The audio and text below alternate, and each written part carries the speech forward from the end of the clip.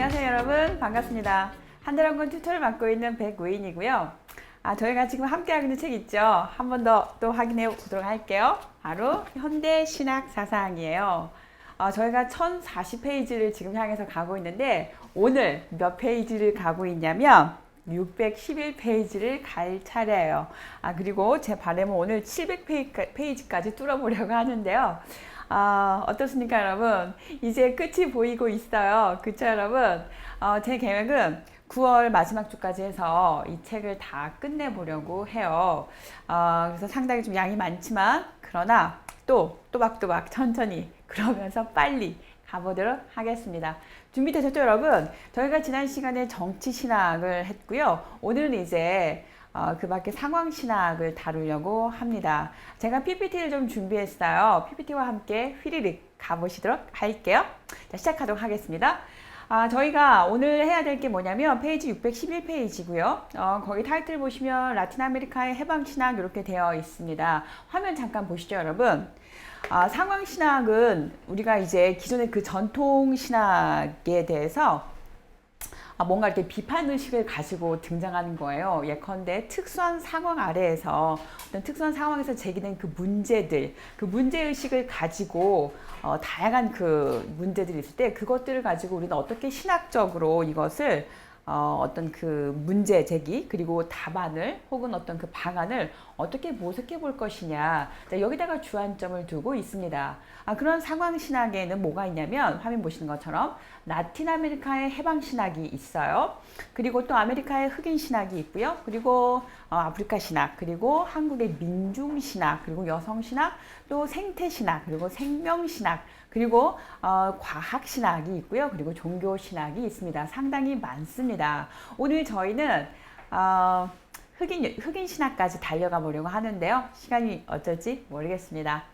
기존의 전통신학은 어떤 그 문제점을 갖고 있었는지, 어떠한 특색을 갖고 있었길래 그것을 이렇게 반대급부에서 혹은 어떤 그 대립구도에서 이런 상황신학이 등장하게 된 것인지 한번 살펴보도록 할게요. 전통신학의 특색은 보시다시피 교리 중심이었어요. 그래서 이 교리를 이렇게 구조화하고 체계화시켜서 뭔가 이렇게 일반화시키는 거죠. 보편화시키는 거예요.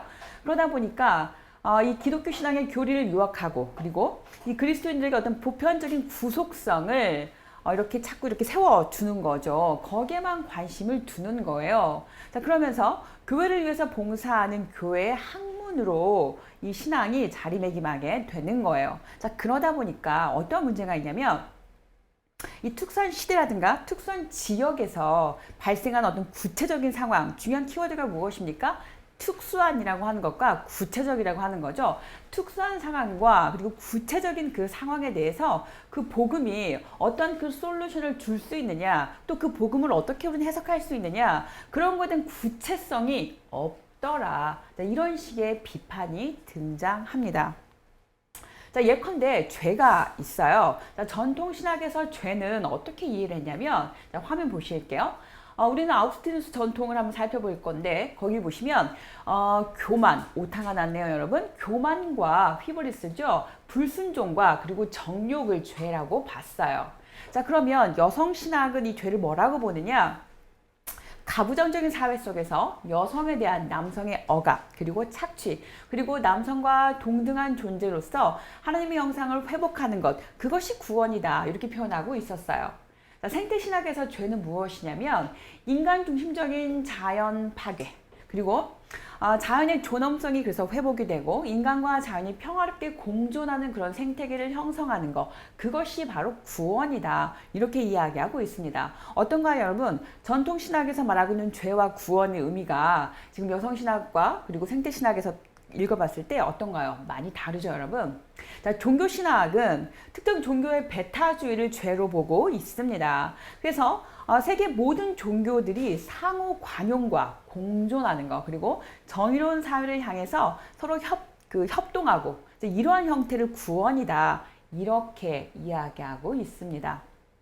자, 또 해방신학의 역사적인 배경이 무엇이냐? 제가 책을 쭉 읽다가 좀 고민을 했어요. 그냥 휙 하고 넘어갈까? 라고 생각을 해봤는데 그건 아닌 것 같아요. 왜냐하면 우리가 이 책이 아니면 진짜 언제 또 이렇게 하나하나 텍스트를 읽으면서 이러한 배경이 있었구나, 이러한 문제가 있었고 그래서 이러한 오늘날 우리가 직면한 문제는 이것이구나, 이러한 대안을 우리가 모색해 봐야 되는구나 라고 고민할 수 있는 자리까지 가는 게 어쩌면 이 책에서 우리가 얻을 수 있는 귀한 또 통찰 아닌가 싶거든요. 그래서 제가 한번 요약을 해봤어요. 보실게요. 먼저 이 해방신학은 다양한 요인들, 다양한 원인들 속에서 그 형성이 되었는데, 먼저 이 라틴 아메리카의 그 가난과 억압의 상황을 좀 볼게요. 보시면 대략 500년 전부터 스페인과 포르투갈에 의해서 정복과 착취를 당했어요. 그 다음에 잠깐만요. 자, 이렇게 오면 되나요? 네. 제가 중심을 못 잡아가지고. 네. 자, 계속 읽어보도록 하겠습니다. 1492년에 유럽이 아메리카 대륙을 발견합니다. 여러분, 발견의 동그라미 딱 쳐보실게요. 우리가 뭔가를 발견했어라고 할 때, 여기에는 정복이라고 하는 의미가 같이 들어 있어요. 그래서 발견은 곧 정복이다 이렇게 될 거고요. 그래서 아즈카, 마야, 잉카의 고유한 문명이 다 추방됩니다. 그리고 자신의 땅과 종교를 빼앗기게 되고 가톨릭 교회의 신앙을 강제적으로 이제 이렇게 받게 되는 거예요. 자, 그리고 로마 제국의 기독교화도 영향을 주는데요. 로마 제국의 그 속주였던 이베리아 반도가 강제적으로 기독교화 됩니다. 그리고 또 이 서거트족이 712년에 서로마 제국을 멸망을 시켜요. 그리고 나서 이베리아 반도를 차지를 합니다. 이 북아메리카의 마우리족에 의해서 또 이것이 정복이 또 돼요. 자, 그런 다음에 이베리아 반도가 이제 이슬람화 돼요. 그리고 마우리족은 유대교랑 기독교랑 이슬람교를 다 이렇게 같이 공존하자 이런 정책을 펴니다. 자, 그러면서 이베리아 반도의 어떤 그 문화가 이렇게 막 융성하게 되는 거죠. 자, 1031년에 이베리아 반도에서 마우리족의 왕권이 가톨릭 세력에 의해서 멸망됩니다. 자, 그러면 다시 이제 어떻게 되는 거죠? 이 이베리아 반도의 재정복이 시작이 되는 거예요. 이때 15세기인데 이 페르난드 2세하고 이사벨라 1세가 다시 이 이베리아 반도를 재정복을 강화시킵니다. 로마 교황은 이베리아 반도에서 다른 종교를 다 추방해버리고 완전히 가톨릭화 시켜야 된다고 이제 주문을 하죠. 자, 그러면서 다른 종교를 믿는 그 사람들을 다 이제 막 죽이는 거예요. 잡아 끌어다가 종교 재판이 도입이 되죠. 그러면서 이베리아 반도의 재정복은 새로 발견된 라틴 아메리카 대륙으로 확장이 됩니다. 이 스페인과 이 포르투갈의 군대 그리고 이 가톨릭의 성직자들이 이제 어떻게 하겠어요? 무력으로 막 그 개종을 막 강요를 하는 겁니다. 그래서 이 가톨릭 교회가 이제 라틴 아메리카의 지배 종교가 되는 거예요. 자, 그다음 또 볼게요. 근데 여기서 이제 의문이 들어요. 사실은 그 정복하려고 왔던 그들과 원주민들하고 그 인원수, 그러니까 인구수를 비교해보면 원주민들이 훨씬 더 많았거든요.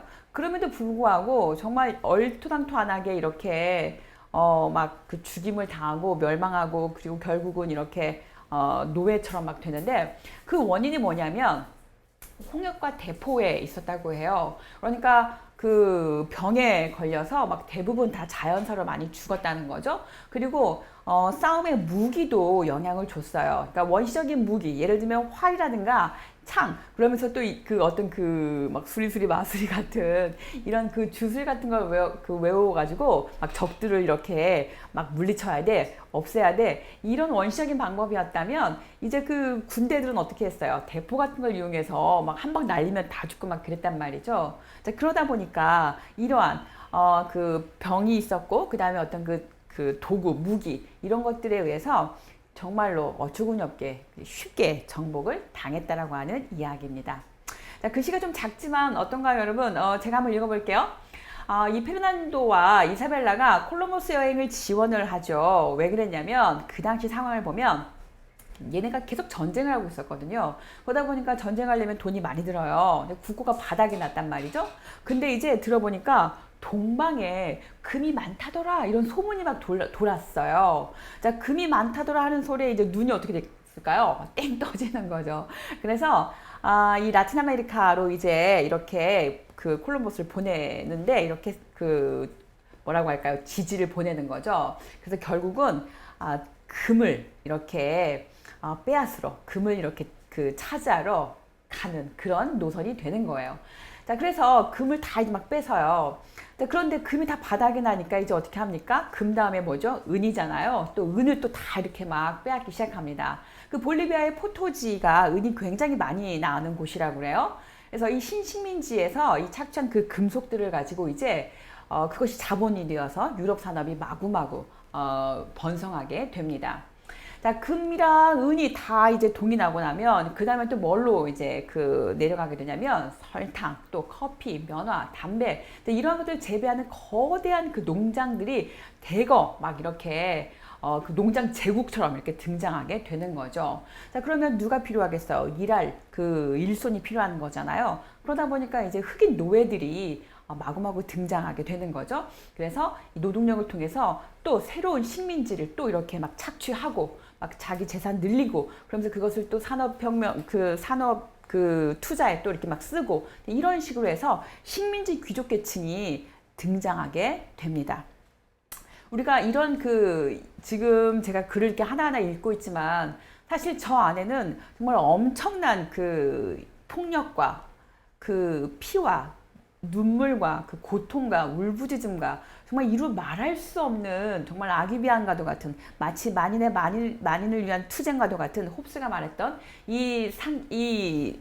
우리가 살고 있는 이 세계가 그야말로 누구라도 먼저 가서 빼앗고 거기다가 깃발을 꼽으면 내 거가 되는, 그래서 모든 것들이 다 그 전쟁과 폭력을 통해서 나의 소유가 되고 그래서 이것을 지키고 이것을 또 이렇게 배불리 계속해서 증식하기 위해서 계속해서 또 이렇게 착취하고 식민지를 또 삼고 막 이런 식의 그야말로 전쟁과도 아기비안과도 같은 그런 상태가 있었던 거죠. 자, 그 다음에 19세기 초에 이 라틴 아메리카는 스페인과 포르투갈의 식민지 지배를 벗어나서 이제 드디어 정치적인 독립을 얻고자 투쟁을 합니다. 그러면서 신생 독립국가가 출현을 하고요. 유럽의 종속에서 벗어나서 미국의 경제적인 원조를 받기 시작합니다. 그러면서 또 미국에 의존하게 되죠. 근데 우리가 이 미국에 의존하게 되면서 또 어떻게 되는 거죠? 그야말로 또 제3세계로서 미국에 또 이렇게 노예 아닌 노예로 또 전락하게 되는 거죠. 1950년대부터 산업화가 시작이 됩니다. 미국을 위시한 유럽 국가들에 대한 이 경제적인 의존과 종속, 그리고 부패와 가난, 또 억압과 착취는 더욱더 심화됩니다. 제가 재작년에 가부장적 가부장적 페미니즘이라고 하는 그 과목을 쭉 공부를 하면서 그런 텍스트를 좀 읽었었거든요. 제3세계에서 여성운동이 어떻게 일어났고 그리고 그 제3세계가 어떻게 종국이 되고 어떻게 예속되고 어떻게 착취되고 어떻게 노예화로 전락됐고 어떻게 그들의 삶의 터전에 빼앗기게 되었는지를 쭉 읽는데 정말 처절했어요. 자, 또 넘겨보도록 하겠습니다. 해방신학의 생성의 다른 요인, 그럼 또 뭐가 있느냐 한번 찾아보도록 할게요. 1960년대 교황 요한 23세를 통해서 제2차 바티칸 공의회가 개최가 됩니다. 자, 여기서 다루고 있는 건 뭐였냐면 인간의 존엄성을 회복하고 그리고 정의와 평화를 이 땅에 세우기 위해서 사회의 구조적인 변화를 강조하는 내용이었어요. 그래서 이 바티칸 공의회가 해방신학의 형성에 영향을 준 거죠. 그래서 이것이 이제 하나의 도화선이 되어서 이 해방신학이 이렇게 번성하게 되는 건데요. 그 밖에도 또 다른 역사적인 배경이 또 있어요. 1960년대 이후에 다양한 사회 비판 이론들이 등장을 합니다. 그리고 해방의 실천을 자극한 것은 1930년대 이후에 호르크하이머가 있고 또 아도르노가 있고 하버마스가 있고 그들을 중심으로 한 이 프랑크푸르트 학파들이 있어요. 그들의 사상적인 영향을 받아서 이 해방신학이 이렇게 계속해서 부피가 커져가게 되었습니다. 뒤에 보시면 마치 마르크스주의의 영향을 받아서 해방신학이 이렇게 번성한 거 아니냐 이런 식의 비판도 있는데 저자는 이 프랑크푸르트 학파의 사상적인 영향을 많이 받은 거다 이렇게 이야기하고 있었습니다. 또 읽어보실게요. 이런 시대적인 상황에서 개신교 측은 어떻게 했냐면 이 정의와 평화를 위한 세계 교회 협회의 노력이 시작이 되었고요. 가톨릭 교회 측에서는 제2차 바티칸 공의회가 열립니다. 그래서 이 해방신학의 그 근원적인 배경은 한마디로 말하면 이 프랑크푸르트 학파의 비판 이론이었다. 이렇게 얘기할 수가 있겠습니다. 라틴 아메리카 역사 속에서 망각되어 버린 사람들이 있어요. 비인간이 된 사람들의 이 비참한 상황 속에서 자, 이들을 정치적이고 그리고 경제적으로 해방하는 것, 이것이 해방신학의 목적이에요. 그러니까 이 정치신학도 하나의 그 상황신학이 되는 거죠. 어쨌든 이 해방신학의 목적은 경제적으로 그리고 정치적으로 해방하는 거, 여기에 목적이 있다는 거. 자, 그 다음에 해방신학의 직접적인 촉매제는 방금 말씀드린 것처럼 제2차 바티칸 공의였다고 하는 거 꼭 기억해 주시고요. 식민주의와 자본주의 사회의 그 불의에서 해방과 그리고 자유를 쟁취하고자 하는 20세기의 이론적이고 실천적인 노력과 투쟁 속에서 개최되었다라고 하는 거. 우리가 앞서 그 몰트만의 희망의 신학도 다뤄서 이미 익히 알고 계시리라 믿습니다. 어쨌든 제가 강조하고 싶은 것은 실천적인 노력, 투쟁. 자, 이것이 바로 해방신학과 같이 이렇게 맞물려 있다는 거 기억해 주시고요. 자, 그 다음 또 넘어가도록 하겠습니다. 이 2차 바티칸 공의회에서는 전통적인 자연 개념을 자유를 얻기 위한 투쟁의 역사로 해석을 합니다. 그러니까 자연에서 우리는 어떻게 한다는 거죠? 자유를 얻기 위한 투쟁의 역사로 이 자연을 이해한다는 거예요. 이 지침을 라틴 아메리카의 상황에 적용하기 위해서 1968년 이 콜롬비아의 이 메델린에서 제2차 라틴 아메리카의 주교회의가 열립니다. 자, 여기서 16개의 그 문서를 발표를 하는데요. 자본가들의 독점 지배를 비판합니다. 그리고 공동체적인 통합, 인격적인 성숙, 그리고 모든 형태의 억압으로부터 완전한 해방을 위한 새로운 시대의 출현을 요구합니다. 자, 1971년 페루의 리마에서 해방신학의 기본서인 구티에레즈의 해방신학이 출간이 돼요. 그리고 5월에는 아스마네져서 억압과 해방이 출간이 되고요. 또 1972년 7월에는 브라질 출신의 예수의 신부 레오나르도 보프, 유명한 분이죠. 해방자 예수가 출판이 됩니다. 또 1979년에 멕시코 이 푸에블라에서 열린 제3차 라틴 아메리카 주교회의에서 해방신학이 드디어 완성된 형태를 갖추게 됩니다. 역사가 꽤 길죠, 여러분? 자, 그 다음 또 해방신학의 주요 특징이에요. 하나하나 읽어보도록 하겠습니다. 자, 가난한 사람들의 해방을 목적으로 하는 상황신학이다라고 하는 거. 우리가 뒤에 이제 민중신학도 다루게 될 건데요. 민중신학이 해방신학보다 훨씬 더 이렇게 뭐라고 할까요? 그 외연이 훨씬 더 넓습니다. 이따가 들어보시면 아시겠지만. 어쨌든 해방신학의 중요한 포인트는 가난한 사람들의 해방을 목적으로 한다는 거. 우리가 가난한 사람들의 해방을 딱 이렇게 밑줄 긋다 보니까 우리가 성서가 또 기반이 되어야 하잖아요. 근거로 어디가 등장하겠어요, 여러분? 당연히 출애굽기가 등장할 겁니다. 잠시 후에 더 확인해 보도록 할 거고요.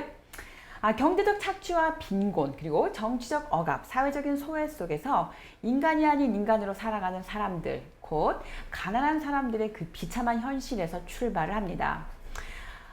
그러니까 구체적인 지금 상황이 있는 것이죠. 자, 인간이 인간답게 살 수 있는 세계를 향한 해방과 변형을 추구해야 한다. 인간이 인간답게 살 수 있는 세계. 자, 과연 어떤 세계일까요, 여러분? 우리는 지금 인간이 인간답게 살고 있는 그런 세계에 살고 있을까요? 어떠신가요? 한번 생각해 볼 문제인 것 같습니다. 자, 그 다음 또. 그래서 이들과 연대 속에서 정치적, 경제적, 그리고 사회적인 해방을 요구하는 것이 해방신학이 추구하고 있는 방향입니다. 유럽의 정치신학은 삶의 구체적인 상황을 떠나서 추상적인 이론이었다. 그러니까 지금 비판하고 있는 거죠. 뭔가 구체적인 상황이 아니었어. 뭔가 좀 추상적이었어. 예컨대 하나님 나라의 약속이라든가 또는 하나님 나라라든가 혹은 종말론적인 선취라든가 혹은 정의의 개념, 해방 개념 이런 것들은 그냥 기본 명제에서 출발을 해서 하나의 어떤 그 이론처럼 이렇게 만들어 놨다는 거죠. 거기에 뭐가 빠져 있다? 구체적인 상황이 빠져 있다. 자, 이렇게 비판하고 있었습니다. 넘겨보실게요. 그리고 이 가난한 사람들을 위한 우선적인 선택이라고 하는 거 우리가 편파적이다, 당파적이다라고 하는 표현이 있었죠, 여러분. 항상 하나님은 하늘에 있는 태양이 고루고루 햇빛을 비추고 그 하늘에 쏟아지는 비가 고루고루 다 이렇게 쏟아지지만 그러나 하나님의 은혜가 모든 것에 똑같이 동일하게 쏟아지는 것이 아니라 우선 가난한 자에게, 정말로 그 갈급한 자에게 먼저 우선적으로 이렇게 하나님의 은혜가 쏟아진다라고 하는 그런 이야기인데요. 자, 하나님의 사랑을 편파적으로 이해하는 거 해방신학의 특징이고요. 자, 하나님의 그 사랑은 먼저 가난하고 그리고 힘없는 사람들을 향하고 있다. 굉장히 중요한 내용이었습니다. 그래서 그런 근거로서 뭘 제시하고 있냐면 구약의 율법 그리고 신약성서의 이 그리스도론적인 내용, 예컨대 죄인과 세리의 친구인 예수님, 그런 내용이 있었죠, 여러분. 그 다음에 우리 마태복음 25장의 최후의 만찬 내용들, 그런 것들 딱 보시면 이 해방신학에서 전구로 삼고 있는 것은 하나님의 사랑은 편파적이다. 우선 당장 그 하나님의 사랑이 필요로 하는 가난한 자들 향해 있다라고 하는 거, 자, 그렇게 이해하시면 되겠고요. 자, 그 다음 또 문장 읽어보도록 하겠습니다. 가난한 사람들을 위한 우선적인 선택은 구원, 성화, 교회의 본질과 사명, 그리고 그리스도인의 삶의 윤리 등 신학의 명제들의 모든 명제들에 대해서 해석학적인 원리가 된다. 그러니까 가장 기본적인 토대가 되는 거다. 이렇게 보시면 되겠습니다. 자, 그러나 이 가난한 사람들을 위한 우선적인 선택이 가난한 사람들만을 위한 배타적인 것은 아니다. 여기가 좀 중요한 내용이죠, 여러분. 오로지 가난한 사람들만을 위한 그런 건 아니라는 거죠. 그러니까 가난한 사람들에게 우선적으로 향하긴 하지만 그렇다고 해서 부자라든가 가난하지 않은 다른 면에 있는 사람들은 구원의 대상이 아니냐? 그건 아니라는 거죠. 그들에게도 하나님의 은혜가 이렇게 임하지만 그러나 우선적으로 가난한 자들에게 먼저 임한다라고 하는 거, 자, 그렇게 이해하시면 좋을 것 같고요. 자, 그 다음에 또 해방자신 삼위일체 하나님에 대한 이해인데요. 자, 생명의 하나님은 생명을 사랑하시기 때문에 먼저 고난 속에 있는 생명들을 살리고자 하는 해방의 힘으로 그의 의지가 나타난다. 이렇게 이야기하고 있었어요. 그래서 예수님을 뭐라고 표현하냐면 해방자 예수, 이렇게 이해하고 있었습니다. 해방자 예수에 대한 부연 설명인데요. 읽어보도록 할게요. 자, 죄와 질병과 귀신에게서 인간을 해방하고 그 다음에 죄인 취급을 당하면서 사회로부터 소외당하는 그런 그 병자들과 귀신 들린 자들, 그 다음에 죄인과 세리들, 그리고 사회적으로 소외된 자들, 그 모든 자들의 편에 서서 그들과 연대하면서 그들에게 해방을 갖다 주잖아요. 그들에게 구원을 이렇게 말하고, 그래서 해방자 예수에 대한 그 소개를 지금 해방신학과 연결지어서 이야기하고 있었습니다. 자, 글씨가 다소 적은데요, 여러분. 제가 천천히 읽어드릴게요. 귀 쫑긋하고 들어주시기 바랍니다.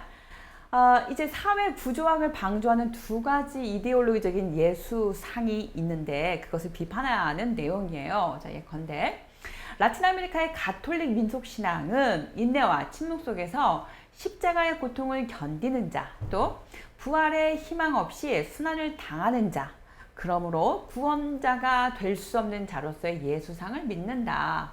자, 이런 예수상은 라틴 아메리카의 고난당하는 자들의 내면화된 그 무기력함이죠. 무력감, 그리고 좌절감을 반영합니다. 자, 그런데 반면에 예수를 또 제국주의적인 세계 통치자, 아시아, 아프리카, 라틴 아메리카 등지에서 탈취한 금으로 그 도금한 승리자 예수, 자, 이런 식으로 극과 극을 달리는 그런 예수상이 있다는 거죠. 그래서 이러한 그 예수상은 사회의 그 구조적인 악을 나몰라라 하는 그런 이렇게 그 방조하는 그러한 그 예수상이다라고 해서 비판하는 그런 예를 들고 있었습니다. 그래서 이게 그 해방신학은 예수의 그 역사적 삶에서 출발해서 예수를 해방자로 파악하고 있다는 거, 두 개가 극명하게 비교되고 있었습니다. 넘겨보실게요. 레오나르도 보프의 사회적 삼위일체론이 있습니다.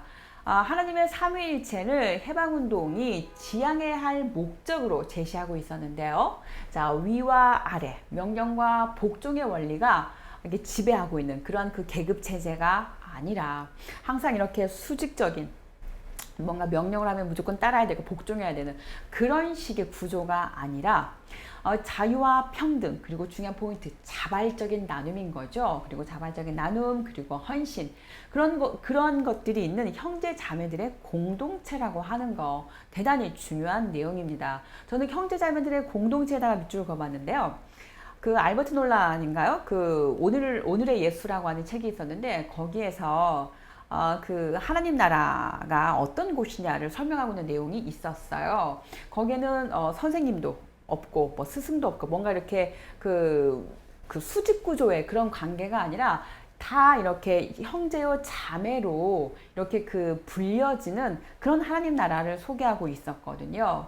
그래서 이 내용을 읽으면서 그 생각이 났는데, 어쨌든 이 그 사회적인 삼위일체를 보면 뭔가 이렇게 수직 구조, 지배와 복종 그런 것이 아니라 형제 자매들의 공동체라고 하는 거. 그래서 서로 자유와 평등 그리고 자발적인 나눔과 헌신 그런 상태에 도달하는 거. 그것이 진정한 해방이 아니겠는가. 이렇게 이야기해 볼 수가 있겠습니다. 자, 그 다음에 죄와 구원에 대한 이해인데요. 전통적인 신학, 제가 앞부분에 설명드렸었죠? 전통적인 기독교 신학은 죄를 개인적이고 그리고 보편적인 것으로 이해를 합니다. 우리 아우구스티누스가 대표적인 예죠. 죄란 각 사람이 책임져야 할 하나님과 이웃에 대한 교만 그리고 장애사랑 욕정이다 이렇게 표현을 했었어요. 죄는 각 개인이 책임져야 하는 거, 개인적인 거. 그러다 보니까 구원도 어떻습니까? 굉장히 개인화되는 거죠. 그래서 각 사람 안에서 일어나는 개인적인 것이다. 이렇게 되는 거예요. 자, 그러다 보니 구원이 개인적인 것이고 사적이고 내면적인 것으로 이해돼 버립니다. 자, 이에 반해서 자, 해방신학은 그러면 이 죄와 구원을 어떻게 말하느냐 들어보시도록 할게요. 해방신학은 죄를 어떤 개인성에 두는 것이 아니라 사회 구조적인 거, 구조성을 더 강조하고 있습니다. 그래서 죄의 보편성은 인간의 성행위를 통해서 유전되는 원리를 말하는 것이 아니라 개인이 그 속에서 죄를 짓지 않을 수 없는, 죄를 지을 수밖에 없는 그런 죄의 구조성을 말하고 있었어요. 조금 더 들어보도록 할게요, 여러분. 자, 아담의 원죄에 근거한 죄의 보편성은 모든 형태의 죄를 필연적인 것으로 정당화시킨다고 지적합니다. 그래서 이 죄의 현실을 극복하려고 하는 의지를 약화시키게 되는 거예요. 이미 나는 내 안에 내 부모로부터 내 부모의 조상의 조상의 조상으로부터 이미 다 이 DNA 안에 이 죄가 들어있고 그래서 나는 죄를 지을 수밖에 없는 인간인데 그럼 나는 어쩔 수 없는 인간이지 뭐 이런 식으로 뭔가 죄의 현실을 극복하려고 하는 그런 의지가 없어지게 되는 거죠. 어떤 도덕적인 해이를 불러올 수 있는 그런 그 죄의 개념이었는데요. 그래서 해방신학은 어떻게 말하냐면 죄의 보편성보다는 어떤 특수성 내지는 혹은 어떤 구체성을 강조하고 있었어요. 자, 우리가 이 문장을 좀 생각을 해볼 게 있는데 물론 죄라고 하는 게 그렇지 어떤 사회 구조적인 그런 그 악에 의해서 혹은 어떤 그 구조 시스템에 의해서 죄를 짓지 않을 수가 없는 그런 상황이 되었다는 거죠. 예를 들어서 어떤 그 가난의 문제가 있어요. 그래서 며칠을 굶주렸어. 내 자녀가 금방 굶어서 죽어가려고 해. 그러면 어떻게 하느냐? 물건을 훔쳐서라도 남의 물건을 훔쳐서라도 뭔가를 내 자식을 살릴 수밖에 없는 그런 상황까지 내몰리게 된다는 거죠. 물론 그것은 그 남의 것을 훔쳤다라고 하는 그런 부분에 있어서 죄지만 그러나 그가 죄인이 될 수밖에 없는 그런 어떤 그 사회 구조적인 문제 이런 거에다가 좀 더 포커싱을 두고 있는 게 지금 해방신학인데 자 그런다고 할 때 그럼 개인적인 그 죄는 문제시되지 않느냐 이 부분이 해방신학에서 비판 지점이 되겠습니다. 그렇겠죠, 여러분? 그래서 이 죄라고 하는 게 물론 어떤 사회 구조적인 죄도 있지만 그러나 또 개인의 어떤 그 죄성, 개인이 갖고 있는 그런 죄 부분도 간과할 수가 없겠다. 자, 이렇게 생각해 볼 수가 있겠습니다. 자, 해방신학에서 말하는 구원 한번 살펴보도록 할게요. 자, 구조악으로부터 해방과 구조악으로 말미암아서 파괴되고 그리고 훼손된 생명의 치유 이것이 바로 구원이라고 말하고 있습니다. 그리스도의 죄 용서를 통한 죄의 세력으로부터 해방되는 것, 또 이 역사 발전 과정에서의 해방, 또 민중들의 정치적, 경제적, 사회적 해방과 생명의 치유를 하나님의 구원으로 이해를 합니다. 예컨대 이스라엘 백성들의 그 출애굽 사건이 있었고요. 또 예수 그리스도의 역사적 삶이 예시가 되고 있는데 자 여기도 우리가 뭔가 좀 고민할 거리가 좀 있어요. 이 구원의 문제를 어떤 경제적, 사회적, 어떤 정치적 그런 그 해방으로만 볼 것이냐 아니면 그 성서에서 말하고 있는 그런 구원도 우리가 떠올려 볼 수가 있는 거잖아요. 그래서 어떤 그 특수한 상황에서 그 특수한 상황에 처한 이들에게 해당하는 구원과 그것을 포함한 전체를 아우르는 커다란 맥락 안에서의 구원을 같이 생각해 봐야 되지 않겠나. 역시 해방신학의 비판점으로 들 수가 있겠습니다. 넘겨보실게요. 지금 우리가 다루고 있는 내용은 여러분 663페이지에서 다루고 있어요. 제가 이 부분은 책에서 미주 긋고 넘어가거나 그러진 않을 겁니다. 그냥 PPT만 보고 넘어가도록 할 거예요. 그 다음 또 이제 저자는 또 어떤 이야기를 하고 있냐면 역사 속에서 일어난 그 해방으로서의 구원 이것이 완전하냐 그렇지가 않더라는 거예요. 일시적이고 불완전하다 이렇게 지적하고 있었거든요. 그래서 진정으로 구원을 받을 수 있는 길이 뭐냐 그것은 하나님의 구원의 역사에 참여하는 거다 이렇게 표현하고 있어요. 그러면 하나님의 구원의 역사에 참여하는 것 참여에다가 동그라미를 딱 쳐보면 어떻게 참여해야 된다는 거지? 그러면 이제 어떻게 나오나요? 우리가 혁명의 주체가 되어야 되나? 우리가 어떤 변화의 주체로 서야 되나? 이런 생각이 지금 머릿속에 떠오르시죠 여러분? 읽어보도록 할게요. 자, 즉 가난한 사람들 안에 계시면서 그들의 해방을 위해 일하신 하나님의 활동을 인식하고 그래서 이들과 함께 하나님 나라를 희망하면서 불의한 사회 구조의 변혁에 헌신하는 데 있다. 자, 변혁에다가 헌신 동그라미 딱 치시면 어떻습니까? 굉장히 지금 다이나믹하죠? 어떤 그 변혁의 물결, 막 에너지가 이렇게 넘칠 때 거기에 우리도 같이 참여해서 같이 헌신하고 실천하고 참여하는 그런 사람이 되어야 된다라고 하는 그런 외침으로 저는 들렸습니다. 넘겨보실게요. 해방의 주체가 되어야 할 가난한 사람들, 자, 가난한 자들이 힘 있는 자들의 죄의 짐을 짊어지고 고난을 당한다. 이렇게 표현하고 있었어요. 그래서 예컨대 그리스도가 그가 받는 그 고난이 결국 구원의 의미를 지녔잖아요. 그래서 십자가에서 그 죽임을 당하면서 모든 인류를 구원하는 것처럼 마치 이 가난한 자들이 그 고난을 받음으로써 죄의 짐을 짊어진다라고 하는 그런 식으로 해방의 주체를 설명하고 있었는데 이 부분도 우리가 좀 생각을 해봐야 될 것 같습니다. 마저 읽고 나서 생각을 좀 해볼게요, 여러분. 가난한 사람들이 구원의 주체가 될 수 있는 잠재성을 갖고 있다. 여기까지는 오케이예요. 자, 이제 그들은 하나님이 구원해 주기를 기다리기만 하는 그런 수동적인 삶의 자세를 버리고 해방의 주체로서 새로운 역사를 창조하고 또 하나님의 구원을 완성하는 적극적인 삶의 자세를 취해야 된다. 이렇게 표현하고 있었습니다. 우리가 그 바울과 그 정치 신학이었었죠. 그 책에서 우리가 쭉 다루면서 익히 많이 접했던 그런 내용일 거예요. 그래서 어떤 혁명의 주체로 서야 된다라고 하는 거, 우리가 그 발트 베냐민의 말처럼 우리가 그 메시아가 되어서 오늘 현재 이 시간에 우리가 이 시간의 관통에 들어와서 우리가 혁명의 주체가 되어야 된다고 하는 그런 내용이었는데 어쨌거나 보시면 그 해방의 주체로서 우리가 이 하나님의 구원을 완성하는 그런 적극적인 삶의 자세를 취해야 된다 이렇게 표현하고 있습니다. 이 가난한 사람들을 십자가 달린 예수 그리스도와 동일시하는 데까지 확대가 되는 거죠. 그러면 마치 이제 가난한 자들이 고난을 당해. 그것은 마치 예수님께서 십자가에 달리심으로 해서 그 고난을 통해서 모든 인류의 어떤 그 구원이 왔어. 이런 도식인데 그러면 질문이 또 생기겠죠. 그럼 예수님을 믿지 않는 그리스도인이 아닌 사람들은 그들에게 또 구원이 가는 걸까? 이런 부분 생각해 봐야 될 거고 그 다음에 그렇다면 가난한 자들이 받는 고난은 그렇게 정당화될 수 있는 건가? 그러니까 이 가난한 자들의 고난이 죄의 짐을 짊어짐으로써 다 모든 그 어떤 죄값을 이렇게 대신해주는 대속하는 그런 의미가 된다면 그러면 가난한 자들이 그렇게 고난받는 건 정당한 건가? 당연한 건가? 이렇게 또 우리가 질문을 던질 수가 있을 거예요. 그래서 방금 제가 질문 던진 것은 다름 아닌 해방신학이 안고 있는 또 하나의 문제다. 이렇게 보시면 되겠습니다.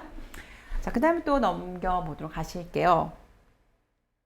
해방을 통한 역사의 진보에 대한 이 종말론적인 낙관인데요. 자, 역사의 종말은 인간의 투쟁을 통한 해방의 과정 속에서 성장하는 것으로 파악이 된다 이렇게 표현하고 있었는데 그러니까 끊임없이 인간이 그 투쟁을 해서 계속해서 어떤 그 가난을 이렇게 뚫고 그래서 그 경제적이고 정치적이고 사회적인 해방을 계속해서 이렇게 추구해 나가려고 하는 그런 과정에서 이 역사는 진보한다. 자, 이런 식의 낙관론을 말하고 있습니다. 헤겔 좌파인 칼 마르크스의 역사 철학에 영향을 받지 않았나 이런 식의 이야기가 있었는데요. 초기 해방 신학자들은 이런 그 종속이론을 통해서 라틴 아메리카의 상황을 분석을 합니다. 그런데 저자는 이 마르크스 역사 철학에 영향을 받은 것은 맞아. 그렇지만 전적으로 어떤 그 마르크스주의의 어떤 그 이데올로기를 다 갖고 와서 그의 어떤 그 사상을 다 갖고 와서 해방 신학이 그대로 이렇게 반영한 거야. 그건 아니라는 거죠. 계속 읽어볼게요. 마르크스는 헤겔의 그 출발점인 정신을 우리가 헤겔의 역사 철학에서 그 이미 다 익히 알고 있잖아요, 여러분. 이 역사라고 하는 건 이 정신의 자기 실현이었던 거잖아요. 그래서 자기 실현의 그 과정으로서의 역사였는데 헤겔이 정신을 말했다면 마르크스는 정신의 자리에 뭘 놓는 거죠? 물질을 놓는 거예요. 그래서 이 헤겔의 출발점인 정신을 물질, 곧 사회, 경제적 조건으로 대체를 합니다. 그렇게 해서 헤겔의 변증법을 이렇게 수용을 하죠. 자, 그러면서 마르크스는 뭐라고 말하냐면 역사를 계급투쟁과 해방의 과정으로 파악을 합니다. 계속해서 끊임없이 그 물질을 얼마만큼 많이 갖느냐, 얼마만큼 많이 뺏고 빼앗기고, 그래서 그 많이 가진 자가 지배자가 되고, 이런 식으로 어떤 그 노동자와 그 지배와 피지배 관계, 이런 식의 노동자와 자본과의 어떤 그런 관계들, 이런 것들의 그 투쟁, 그리고 거기서부터 벗어나려고 하는 어떤 그 해방, 그런 것들의 과정이었다, 이렇게 보는 거죠. 그래서 자본주의사의 폐단을 극복하고 정의로운 사회를 이룰 수 있는 길은 결국 이 프롤레타리아 계급, 즉 무산계급의 단결된 계급투쟁과 혁명 외에는 없다. 이렇게 이 마르크스가 외쳤단 말이죠. 그래서 이 해방신학이 마르크스가 외친 그거를 그대로 수용한 거 아니냐, 이런 식의 비판을 받는데, 앞부분도 말했지만 이 프랑크푸르트 학파의 그 이론들을 그 이론들의 영향을 받은 것이지 이 마르크스가 말한 그 내용을 그대로 갖다가 해방신학이 주장하거나 그런 건 아니다, 이렇게 강조하고 있었어요. 그래서 조금 더 들어가 볼게요. 그 마르크스가 하는 이야기는 지금까지 세계 역사는 다 계급투쟁의 역사야. 그러니까 헤겔을 비판하는 게 그거였잖아요. 정신만 가지고 말하는 거 아니지. 우리 인간이 살아가는 데 있어서 중요한 건 물질인 거지. 그 물질을 그 물질 때문에 수많은 전쟁이 일어난다는 거죠. 그래서 모든 인간은 자유와 평등과 존엄성이 실현되고 사회의 부를 공유하는 공산주의 사회. 자, 그것이 바로 이 역사의 목적이다. 그래서 이 5단계의 그 사회 구조를 말하잖아요. 그래서 결국은 이 공산주의 사회가 되는 게 가장 그 아이디어란 그런 나라, 국가 형태다. 이렇게 말하고 있었는데, 해방신학자들은 라틴 아메리카의 그 상황을 극복하는 길은 마르크스가 말한 그런 그 무상계급의 혁명, 곧 비인간화된 사회적 기초들의 혁명적인 변화에 있다, 이렇게 주장은 하지만, 그러나 어떤 그 전적으로 이 마르크스의 주장을 다 이렇게 포용하는 것은 아니었다, 이렇게 이야기할 수가 있겠습니다. 신학의 역사에서 해방신학이 기여한 것들이 있어요. 7가지로 뽑아볼 수가 있는데요. 삶의 구체적인 상황성에 대해서 강조했다. 중요한 건 구체적인 상황이라고 하는 거. 그 다음에 2번째, 가난한 사람들을 위한 우선적인 선택을 말했다라고 하는 거. 그 다음에 해방으로서의 총체적인 구원관을 말하고 있다는 거. 그리고 이론과 실천의 긴밀한 관계성을 말하고 있다는 거. 우리가 이론만 가지고 말하는 것이 아니라 기존에 우리가 신학을 말할 때 어떤 명사형의 신학이었다면 이제 그 해방신학, 즉 상황신학들은 명사형이 아니라 동사형을 말하고 있는 거죠. 어떤 그 프락시스, 실천을 말하는 거. 자, 그 다음에 또 역사의 주체로서의 가난한 사람들에 대한 통찰을 우리가 얻을 수가 있었다. 자, 그런 이야기였고요. 그 다음에 6번째, 그리스도인들과 그 다음에 교회의 사명에 대한 새로운 인식을 우리가 갖게 되는 계기였다, 이렇게 볼 수가 있겠습니다. 그 다음에 7번째 보시면 해방의 관점에 근거한 신학적인 해석 방법, 그러니까 조금 다른 기존의 전통적인 신학 방법이 아니라 해방의 관점에서 봤을 때 이 신학적인 해석 방법이 달라졌었잖아요. 그래서 구원이 뭔지, 또 어떤 자유가 뭔지, 해방이 뭔지, 그리고 어떤 죄가 뭔지, 그런 것들 달라졌는데, 이러한 7가지를 이제 해방신학이 기여한 내용들로 말하고 있었습니다. 제가 그림을 하나 준비를 했어요, 여러분. 이 그림은 어떠신가요? 제가 그 윌리엄 터너가 나오는 영화를 봤어요. 그가 영국의 그 낭만주의 화가인데요. 그가 그린 그 노예선이라는 그림이었어요. 저 그림을 제가 가져온 것은 뒤에 보시면 이제 그 또 흑인 신학이라든가 그 노예들에 관련된 내용이 나오거든요. 그래서 굉장히 의미심장한 그림에서 가져가 봤는데 처음에 저 그림을 보면 뭔가 그 불타는 듯한 그 시뻘겋게 막 불타오르는 그런 그 노을이 있어요. 그리고 그 저기는 지금 바다인데 바다 그림이 보면 처음에는 잘 뭔지 몰라요. 그래서 떤 사람은 저 그 어둡고 황량한 바다 한가운데 마치 그 하나님의 사랑이 이렇게 임하는 것처럼 빛이 저렇게 임하는구나 이렇게 엉터리로 해석하고 있는 그런 그 귀족이 등장을 해요. 영화에서 실제로. 근데 저 그림은 지금 이렇게 가까이 들어가서 보면요 정말 섬뜩해요. 정말 섬뜩한데 어떤 내용이냐면 노예들이 하나의 재산이었단 말이죠. 그 당시에 18세기, 19세기랑 보면 노예들이 이제 사유재산화 되면서 노예들이 하나의 재산이 되고 근데 그 노예들이 자연사를 하게 되면 그 노예들에 대한 어떤 그 보상을 받을 수가 없어요. 그래서 노예들이 이제 그 배를 타고 가다가 난파가 되는데 또 혹은 어떤 그 질병에 걸려 죽기도 하고 혹은 어떤 그 굶주려서 죽기도 하고 혹은 늙어서 죽기도 하고 여러 가지 요인들 때문에 이 노예들이 막 자연사를 하게 돼요. 그러니까 그 배에 타고 있던 그 선장이랑 노예 주인들이 이제 회의를 하는 거예요. 자, 어떻게 할 것이냐. 저 노예들이 그냥 죽게 놔두면 우리는 재산을 다 잃어버리는 거잖아요. 그래서 결론을 내리죠. 다 배에서 다 이렇게 바다에다가 던져버리자. 그러면 이제 이건 하나의 사고가 되는 거잖아요. 그러니까 사고가 되는 것은 보험을 이렇게 청구할 수가 있는 거거든요. 그래서 그 재산으로 이렇게 다시 환급받을 수가 있어요. 그래서 노예들을 다 이렇게 그 물에다 다 하나씩 빠뜨려 버려, 다 던져 버려요. 그래서 그 살아나오지 못하도록 막 이렇게 수갑 같은 걸 채우고 막 발목에다 뭐 같은 걸 이렇게 무거운 거, 막 족쇄 같은 걸 채워가지고 다 막 밀어버리죠, 막 떨어뜨려 버리죠. 그래서 그 물에 빠진 그 노예들이 저 그림을 보면 정말 처절한데요. 막 손만 그냥 나와 있어. 막 머리만 이렇게 동동 떠다녀. 막 다리 하나만 이렇게 떠다녀. 막 그 손가락 하나가 막 이렇게 떠다녀. 이렇게. 그러면서 막 그 피로 이렇게 막 물들어져 가는 그런 모습을 이 윌리엄 터너가 그림으로 그립니다. 그러니까 얼마나 처참한 모습인지를 볼 수가 있을 거예요. 제가 그 라틴 아메리카랑 또 뒤쪽에 그 흑인 신학이랑 쭉 보면서 저 그림을 한번 소개해 드리고 싶었습니다. 얼마나 처참한 그 흑인들, 노예들이 얼마나 처참한 비인간적인 삶을 살았는지, 그리고 가진 자들, 소위 말하는 그 백인들이 얼마나 그 흑인들을 짓밟고 또 그 짐승만도 못하게 이렇게 취급을 했는지 정말 그 극단까지 치닫는 인간의 그 짐승과도 같은 그런 모습을 우리가 목도할 수 있는 그런 그림이라고 저는 소개하고 싶습니다. 자, 멋진 그림이죠, 여러분. 분위기가 확 달라졌는데요. 탱고입니다. 라틴 아메리카를 읽다 보니까 거기에서 발생한 그 탱고 음악 우리가 빠뜨릴 수가 없잖아요. 삶의 애환을 달래기 위한 그런 그들만의 어떤 그 한이 서려 있는 그런 리듬과 그런 그 색조가 담겨 있는 춤 바로 탱고입니다. 자, 그 다음에 또 민중신학에 관한 이야기를 좀 이따가 할 건데요. 이거는 제가 텍스트 들어가서 할 건데 먼저 그림만 좀 이렇게 보여드리려고 해요, 여러분.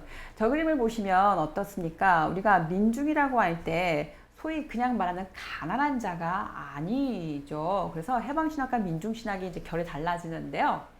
뒤에 가서 내용을 좀 다룰 거고, 누굽니까? 전태일이죠. 전태일이 그 분신자살을 하면서 그것이 계기가 되어서 민중신학이 확 이렇게 그 퍼지게 되고, 그러면서 어떤 노동법이 새롭게 또 이렇게 그 등장하게 되고 굉장히 많은 변화를 겪게 되는 거죠. 정말 처참한 그 노동자들의 삶을 우리가 볼 수가 있습니다. 1970년도죠. 그 너도 나도 할 것 없이 다 이렇게 막 서울로 상경해가지고 일자리가 없으니까 공장 같은 데 이렇게 막 간단 말이죠. 거기서 일주일이 8일처럼 죽어라고 쉬는 시간도 없이 정말 노동 임금은 정말 눈꼽만큼도 안 되는 혹은 막 그것마저도 막 이렇게 착취당하면서 인간 대접도 받지 못하고 이렇게 죽어라고 일하고 그 작업 환경도 정말 끔찍하죠. 그런 곳에서 나중에는 막 병들고 죽어가고 정말 인간이 아니라 거의 노예와도 같은 그런 그 노동의 현실이 있었어요. 그런 것들을 고발하고 있는 그런 그 민중신학 이따가 접해보실 거고요. 그 다음에 해방의 십자가요. 민중신학에서 그리고 있는 그 십자가 보시면 너도 나도 다 하나같이 이렇게 손에 손 잡고 어깨동무하고 있으면서 그 환한 미소를 띄우면서 이렇게 서로 연대하고 있는 그런 모습들이 보이시죠? 저는 저 십자가 그림을 보면서 굉장히 짠했었거든요. 여러분 어떠신지 모르겠습니다. 그 다음에 블랙 라이크미라고 하는 책이에요. 저 책은 얼마나 그 흑인이 이렇게 소외된 존재로 살아가는지를 다룬 그 실화를 바탕으로 한 책이에요. 저 주인공이 실제로 흑인처럼 돼요. 그 백반증을 치료하는 그런 그 약을 이렇게 막 복용을 하면 이렇게 막 그 흑인처럼 이렇게 피부가 변하나 봐요. 그래서 실제로 흑인이 되어가지고 흑인 사회 실제로 이렇게 들어가죠. 그래서 흑인들이 어떻게 이 백인 사회에서 어떻게 취급을 당하는지 정말 다른 이유 하나도 없이 오로지 피부색이 검다라고 하는 그 이유 하나만으로 괜히 막 이렇게 막 경멸의 대상이 되고 막 그 분노의 대상 뭔가 그냥 막 화가 나는 그냥 막 그 때려버리고 싶고 막 이런 옆에 있는 것조차도 막 싫고 그러면서 철저하게 막 분리되고 격리되고 이런 식의 그런 그 사회 구조를 철저하게 경험을 합니다. 돈이 없는 것도 아니고 뭔가 그 자신이 변한 것이라고는 정말 피부색 하나밖에 없었는데 그 피부색 하나가 그가 경험한 그 삶을 정말 180도 다르게 만들어 버리죠. 그래서 철저하게 이제 이 백인 사회에서 얼마나 그 인종차별주의가 심각한지를 고발하는 그런 내용이었는데요. 저자는 저 책을 쓰고 나서 계속해서 이제 그런 것들 알리는 그런 그 활동들을 하다가 테러도 막 당하고 막 협박도 당하고 굉장히 많은 고초를 또 당했다고 하죠. 이따가 저희가 그 흑인신학 다룰 때 내용을 또 다뤄보도록 할 겁니다. 여러분 제가 준비한 그 PPT 자료는요 여기까지고요. 어떠신가요, 여러분? 한번 제가 쭉 개관을 해드렸는데, 자, 그러면 책으로 들어가도록 하겠습니다. 자, 책을 쭉 한번 넘겨보시죠. 자, 해방신학은 제가 이렇게 PPT로 마무리를 하겠다고 말씀을 드렸고요. 자, 저는 어디로 갈 거냐면 여러분, 민중신학으로 넘어가려고 해요. 자, 페이지 657페이지예요. 한국의 민중신학. 자, 거기 보시면 첫 번째 줄에 잘 나와 있습니다. 1970년대.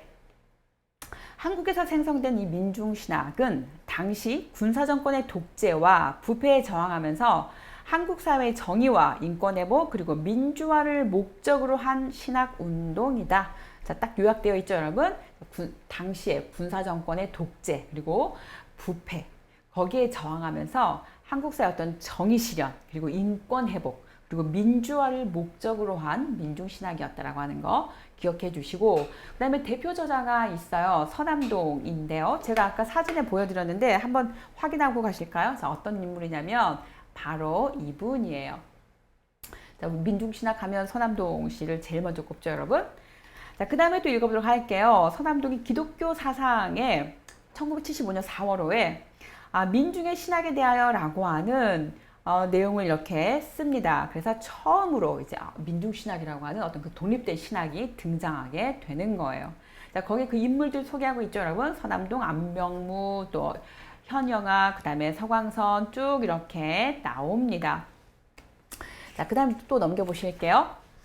민중신학의 생성 배경과 목적입니다. 자, 저는 어디를 밑줄을 긋고 싶었냐면요. 두 번째 패러그래프에서 아래서 올라가 보시죠. 네 번째 줄이에요. 거기 보시면 이 젊은 노동자 전태일에 관한 이야기가 나옵니다. 자, 1911년에 우리는 기계가 아니다. 제발 일요일만이라도 우리에게 좀 쉬게 해달라. 노동자들 너무 혹사하지 말아라. 그러면서 근로기준법이 있는데 그대로 제발 지켜라. 자, 이러한 요구들을 하면서 분신자살을 하죠. 자, 이것이 계기가 되어서 이제 전국에서 노동운동이 일어나고 그러면서 반독재 민주화 인권운동이 이제 확산되게 됩니다. 자, 민중신학은 1970년대 한국 사회의 이런 그 역사적인 배경 속에서 탄생하게 되는 거예요.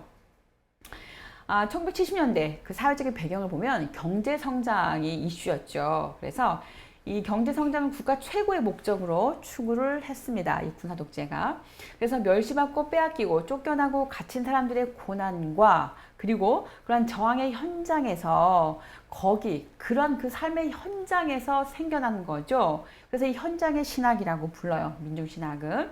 그리고 현장에서 하는 신학이고 그 다음에 또 현장을 향한 그러한 신학이고 현장을 가진 신학이다. 이렇게 민중신학을 말할 수가 있겠습니다.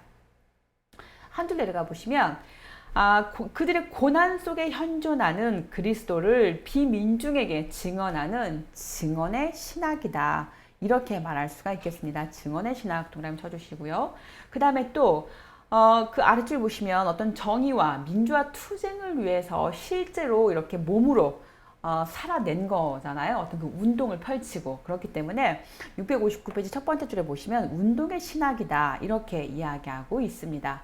자, 두 번째 패러그래프 가시죠. 거기 첫 번째 줄 보시면 민중신학의 어떤 목적이라든가 그 방향성 혹은 방법 이런 걸 보면 유럽의 그 정치신학과 라틴 아메리카의 그 해방신학과 유사점이 많다고 이야기하고 있어요. 자, 한 줄 내려가시면 그 민중신학은 한국의 문화적인 전통 그리고 정치, 경제, 사회적인 상황에서 만들어진 한국적인 정치신학 내지는 해방신학이다. 중요한 키워드가 무엇입니까? 한국적인이라고 하는 거죠. 우리나라만이 갖고 있는 특수한 상황, 거기서 만들어진 어떤 정치적인 그리고 어떤 그 해방을 부르짖는 그런 신학이다. 이렇게 볼 수가 있겠습니다.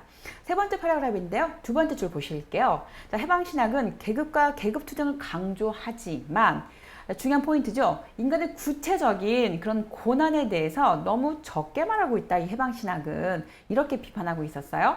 그래서 또 민중신학을 비교를 하고 있는데 민중신학은 계급이나 혹은 계급투쟁을 강조하지 않으며 해방이라고 하는 개념에서 출발하지 않고 중요한 포인트, 민중의 고난에서 출발한다. 중요한 포인트가 뭐죠? 민중의 고난. 거기에서 출발한다라고 하는 거. 이것이 해방신학과의 차이다. 이렇게 보시면 되겠습니다. 넘기실게요. 660페이지인데요. 거기 보시면 자, 서남동은 민중과 그리고 그러니까 민중신학이 말하고 있는 그 민중 그리고 그 해방신학이 말하고 있는 그 프롤레타리아를 구별을 해요. 두 개가 양쪽에 차이가 있다는 거죠. 양쪽에 차이가 있는데 예컨대 이 프롤레타리아는 노동계층을 말해요. 그리고 어떤 그 경제적인 그러한 그 무산자를 가리킨다고 하죠. 반면에 민중은 여기 좀 밑줄 긋고 가시면 좋을 것 같아요. 민중은 근로자 그리고 농민은 물론이고 서민 대중 정말로 눌리고 빼앗기는 계층, 한을 품고 살아가는 소외계층. 예를 들면 구약의 히브리들을 가리킨다 이렇게 표현하고 있었어요. 그러니까 어떻습니까? 기존에 우리가 들었던 해방신학에 포함되어 있는 그 프롤레타리아 계층보다 훨씬 더 많은 것들도 포괄하고 있는 거죠. 누르고 빼앗기고 소외된 자들까지 그리고 저는 중요한 포인트 우리 한국 정서하면 한이잖아요. 한을 품고 있는 자 그런 소외계층까지 포함하고 있다는 거. 뒤에 보시면 그 이야기라고 하는 표현이 나오는데 죄를 짓는 것에 대해서 거기에 어떤 이야기를 들어봐야 된다는 거죠. 그 이야기라고 하는 개념이 굉장히 또 중요하게 다뤄지는데 그 뒤에 가서 또 확인해 보도록 할게요, 여러분. 자, 또 읽어볼게요. 자, 성서적인 민중은 어떻게 표현하고 있냐면 부정한 사회 질서 때문에 억압당하고 착취당하고 소외당한다 이렇게 설명하고 있어요. 그러니까 기본적으로 성서에서 말하고 있는 그 민중은 어떤 사회적인 구조 때문에 어떤 그 죄를 짓고 있는 거다. 이런 식의 이야기로 볼 수가 있겠습니다. 자, 그 다음에 또 아래 보시면 서광선을 인용하고 있었는데요. 민중은 한마디로 눌리고 소외된 계층의 사람들이다 이렇게 표현하고 있었고요. 그 다음에 안병무는 거기 보시면 민중을 어떻게 표현하고 있었냐면 오클로스로 표현하고 있었어요. 그 오클로스는 뭐냐면 쭉 내려갑니다, 여러분. 두 번째 패러그래프에서 몇 절 줄 가시냐면요. 7번째 줄 내려가실게요. 거기 보시면 오클로스의 범주에는 경제적인 소외계층과 종교적인 소외계층, 종교적인 소외계층도 포함되고 있죠. 그리고 사회적인 소외계층, 예컨대 병자라든가 세리라든가 또 여인이라든가 어린이라든가 그들도 속해 있습니다. 또 정치, 종교, 경제, 민족주의, 사회 중심부에서 변두리로 밀려난 무리들, 그리고 더 이상 이 세상에서는 어떤 희망도 가질 수 없는 한계 상황에 처한 무리들, 하나님의 초월적이고 종말론적인 개입을 유일한 희망으로 삼았던 아마레이츠, 그 모두가 다 뭐라는 거죠? 오클로스로 표현하고 있었어요. 다 그들이 뭐라는 거예요? 민중이다. 이렇게 이야기하고 있었습니다. 자, 여러분 어떠신가요? 우리가 그 민중 신학과 해방 신학을 비교하면서 차이점까지 다루고 있는 내용을 들어봤고요. 그 다음에 단순한 프롤레타리아가 아니라 오클로스로서 민중을 설명하고 있는 내용까지 다뤄봤는데 우리가 여기까지 하시고 잠깐 쉬시죠? 잠깐 쉬었다가 2부에 가서 계속 이어서 민중신학 다뤄보도록 하겠습니다. 잠시 후에 뵐게요.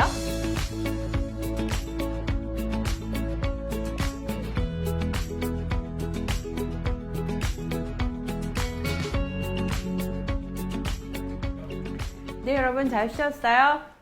여러분 성함을 좀 불러볼까요? 어떤 분이 함께하고 계시나 정말 궁금합니다. 불러볼게요. 자, 오늘 첫 번째로 등장하신 분은 누구일까요? 성준환 선생님 1등으로 출첵하셨네요. 반갑습니다. 그리고 최선우 선생님 출석해 주셨네요. 반갑습니다. 그리고 김기섭 선생님, 김대원 선생님 출석해 주셨네요. 반갑습니다. 그 다음에 이종필 선생님, 그리고 최기용 선생님 출석해 주셨네요. 반갑습니다. 그리고 김소정 선생님, 박소라 선생님, 장재현 선생님 출석해 주셨네요. 반갑습니다. 우리가 직접 이렇게 오프라인에서 함께 보고 같이 이런 책 모임을 진행할 날이 올까요? 빨리 오면 좋겠습니다. 그 다음에 또 정찬영 선생님 반갑습니다. 그리고 또 누구실까요? 황유일 선생님 출석해 주셨네요. 반갑습니다. 그 다음에 또 지금 카메라 문제는 다 해결이 됐죠, 여러분? 그 다음도 볼게요. 이재환 선생님 출석해 주셨네요. 반갑습니다. 그리고 권평화 선생님 출석해 주셨네요. 제가 권평화 선생님 이름 부를 때마다, 성함 부를 때마다 갑자기 마음이 평화로워져요. 네. 그 다음에 또 권순철 선생님 출석해 주셨네요. 반갑습니다. 그리고 장승은 선생님 반갑습니다. 그리고 염기현 선생님 반갑습니다. 그 다음에 문상준 선생님 출석해 주셨네요. 반갑습니다. 그리고 김대원 선생님 출석해 주셨네요. 반갑습니다. 여러분 저희가 지난주에 한번 광고 드렸죠. 이렇게 출첵을 한번 하시고 나서 중간에 한 번 더 해주셔야 돼요. 그렇게 해서 2개의 출석을 체크해서 그 다음에 이제 그걸로 이렇게 포인트를 드리기로 저희가 얘기가 됐거든요. 그러니까 한 번 더 해주시기 바래요, 여러분. 자, 그러면 이제 계속 또 민중신학 들어가 보도록 하겠습니다. 페이지가 어디냐면요 661페이지였습니다. 그 전까지 우리가 어떤 내용을 다뤘습니까? 기억나시죠, 지금? 자, 해방신학과 민중신학의 차이점, 그리고 그 민중을 뭐라고 부르느냐, 그냥 그 노동자 계급 프롤레타리아가 아니라 오클로스로서 사회적으로 이렇게 그 배제된 자들까지, 그 설 자리가 없는 자들까지 다 이렇게 아우르는 개념이었다. 이렇게 잡고 가시면 되겠고요. 그 다음에 661페이지 보시면 거기 나와 있습니다. 세 번째 줄인데요. 자, 민중신학은 1970년대, 거기 동그라미 딱 쳐주시고, 한국 고유의 상황, 늘 그 고유한 상황, 특수한 상황, 그리고 이 문화적인 전통에서 시작이 됐다는 것 꼭 기억해 주시고요. 그리고 한국적인 상황신학으로서 그 배경, 그 생성 배경이 있다. 자, 그 다음에 한 줄 또 내려가시면 60년대부터 70년대 개발 독재에 희생당하던 민중의 현실과 그에 저항하는 청년 학생 노동자, 그리고 농민, 빈민, 그 모든 이들의 어떤 한거가 있었다라고 하는 거. 60년대, 70년대에 태어나신 분들 계신가요? 그 당시 시대 상황을 이렇게 떠올려지시는 분이 있을까요? 저는 그 이 시대에 태어나지 않아서 그냥 이렇게 텍스트를 통해서만 이렇게 접해서 듣고 있는데 네, 계속 또 가보도록 하겠습니다. 자, 그 다음에 또, 맨 마지막 패러그래프입니다. 자, 민중문학, 이것이 민중신학의 형성 배경이 되었다라고 하는 거, 민중의 문학도 그 민중신학의 배경이라고 하는 거. 자, 그 다음에 또 두 번째 패러그래프인데요.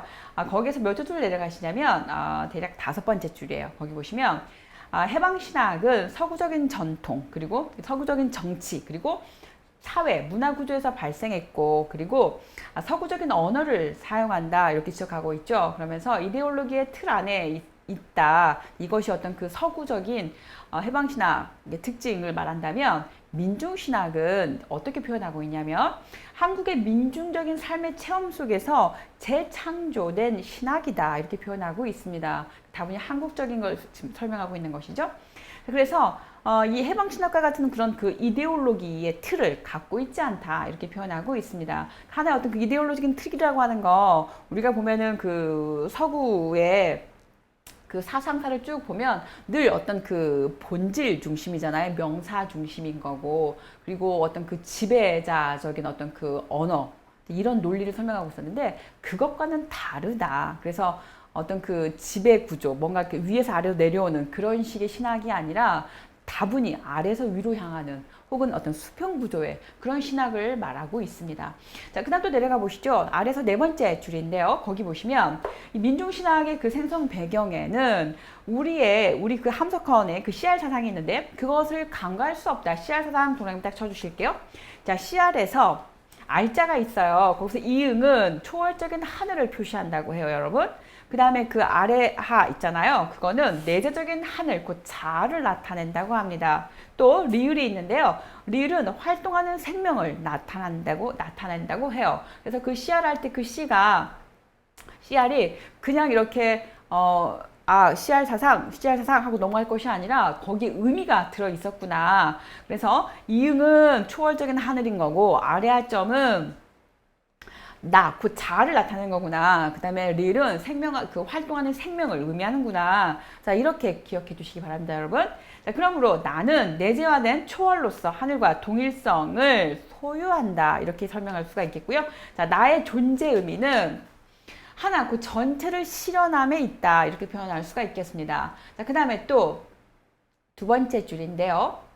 안으로는 어떤 그 이기욕이 있지만 밖으로는 전체를 허물어뜨리려고 하는 어떤 그 사회적인 악으로부터 도전을 받고 있다 이렇게 표현하고 있어요. 그래서 이 CR은 여기 능동적으로 대들어야 된다 이렇게 표현하고 있거든요. 저는 이 표현이 굉장히 좋았어요. 대든다 동그라미.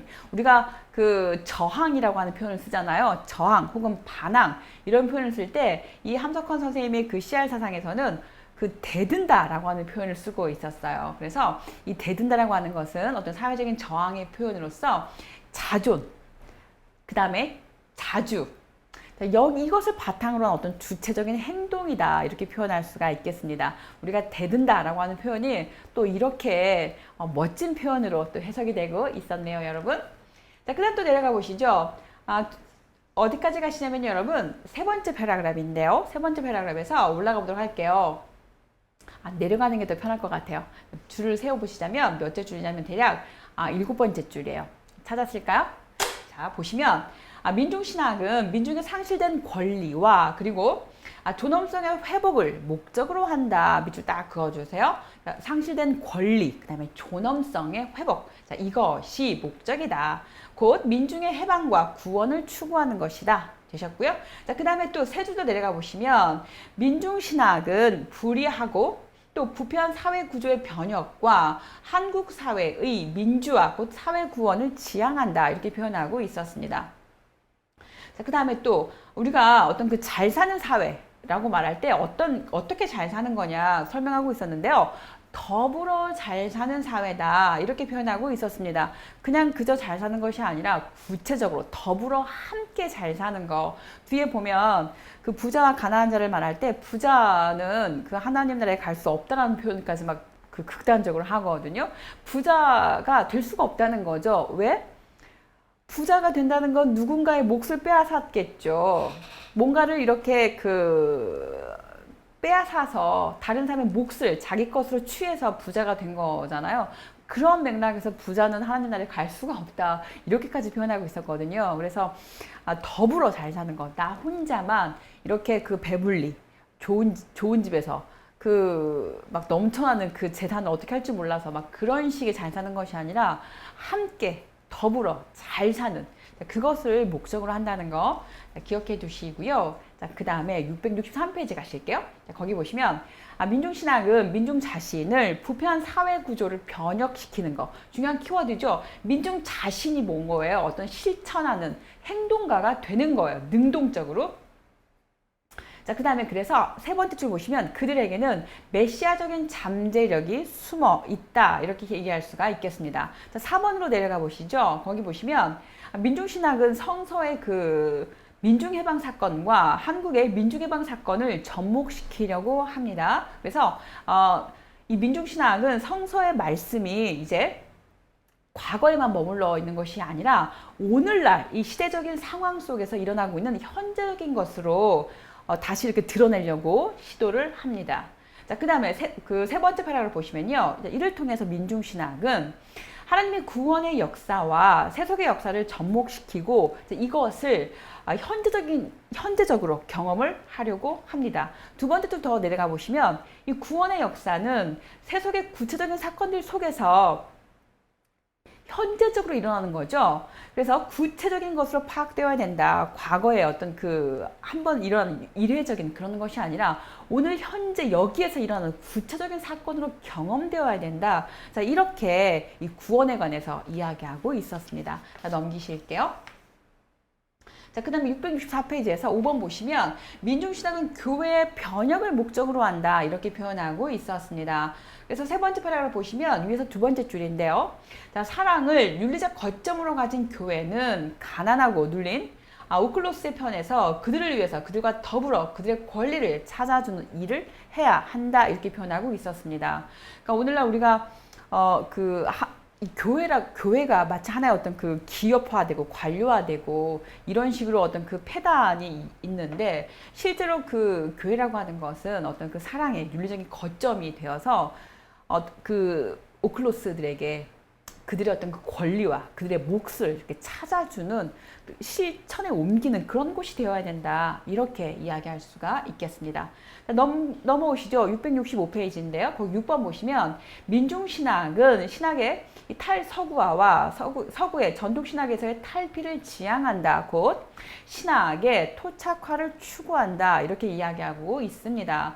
우리가 토착화 신학이 일각에서는 그거 너무 이단스럽지 않냐? 이렇게 해가지고 비판도 받지만 그러나 너무나 서구적인 그런 것들에서 좀 이렇게 벗어나서 우리 정서에 맞는 그런 신학을 펼쳐보자. 이렇게 보시면 좋을 것 같고요. 그 다음에 두 번째 패러그래프에서 첫 번째 줄인데요. 민중신학이 탈서구화를 주장하게 된 그런 직접적인 동기를 설명하고 있었어요. 자, 그것은 서구의 전통신학의 실망에 있었다. 이 서구 신학이 아래로부터 시작하지 않고 늘 어땠습니까? 위에서 아래로 이렇게 내려오는 거였다는 거죠. 그러다 보니까 그것은 지배자 계층의 언어였다는 거예요. 실제로 민중을 위한, 민중을 향한, 민중에게 있는 언어가 아니라 늘 지배자적인 위치에서, 지배자적인 관점에서 위에서 아래로 내려다보는 그런 식의 언어, 그런 식의 어떤 신학이었다는 거죠. 그래서 이 탈서구화를 주장하게 되었다. 이렇게 표현하고 있었습니다. 그 다음에 아래 보시면 2번에서 민중신학의 특징들을 설명하고 있어요. 자, 첫 번째 줄입니다. 666페이지에서 성서의 텍스트에서 출발하지 않고 이 컨텍스트 곧 정치적이고 경제적이고 사회적인 상황에서 출발했다고 하는 거. 그래서 이 어떤 상황이 먼저 있고 그 상황을 가지고 이 텍스트에서 같이 연결시켜서 접목시켜서 어떤 해답을 찾아간다는 거죠. 여러분 이 상황에서 어떤 거 떠오르십니까? 틸리가 떠오르시죠. 상관관계법이라고 하는 그런 맥락에서 읽으시면 좋을 것 같고요. 그래서 두 번째 패러그래프 보시면 실제로 틸리에 관한 이야기가 나옵니다. 자, 그 다음에 2번인데요. 세 번째 패러그래프의 첫 번째 줄이에요. 거기 보시면 이 민중신학도 교리와 제도화된 교회의 틀을 과감하게 벗어나서 이를 상대화시키는데 교리와 제도화된 교회는 고난당하는 민중의 삶을 제대로 보지 못한다. 이렇게 설명하고 있었습니다. 그래서 아래 두 번째 줄 보시면 이 민중신학은 교회의 전통적인 교리와 신학적인 통찰들을 지배자의 어떤 그 지배 언어다. 이렇게 지적하고 있었어요. 자, 그 다음에 또 667페이지 내려오시면 위에서 세 번째 줄인데요. 하나님의 초월성과 전지전능 무소부재 그리고 예수 그리스도의 왕권과 주권을 강조하는 그런 인습신학이라고 지금 서구전통을 말하면서 이것은 지배신학이다 이렇게 말하고 있었습니다. 다시 말하면 어떤 그 지배자들의 정치적인 상징물이다. 자, 이렇게 보고 있습니다. 그래서 그럼 민중신학은 뭐 하고 싶은 거냐? 첫 번째 패러그래프의 마지막 두 번째 줄인데요. 고난과 절규 그리고 해방의 몸부림 속에 있는 그 민중의 눈으로 성서와 교리들을 새롭게 성찰해 보려고 한다. 이렇게 보시면 되겠고요.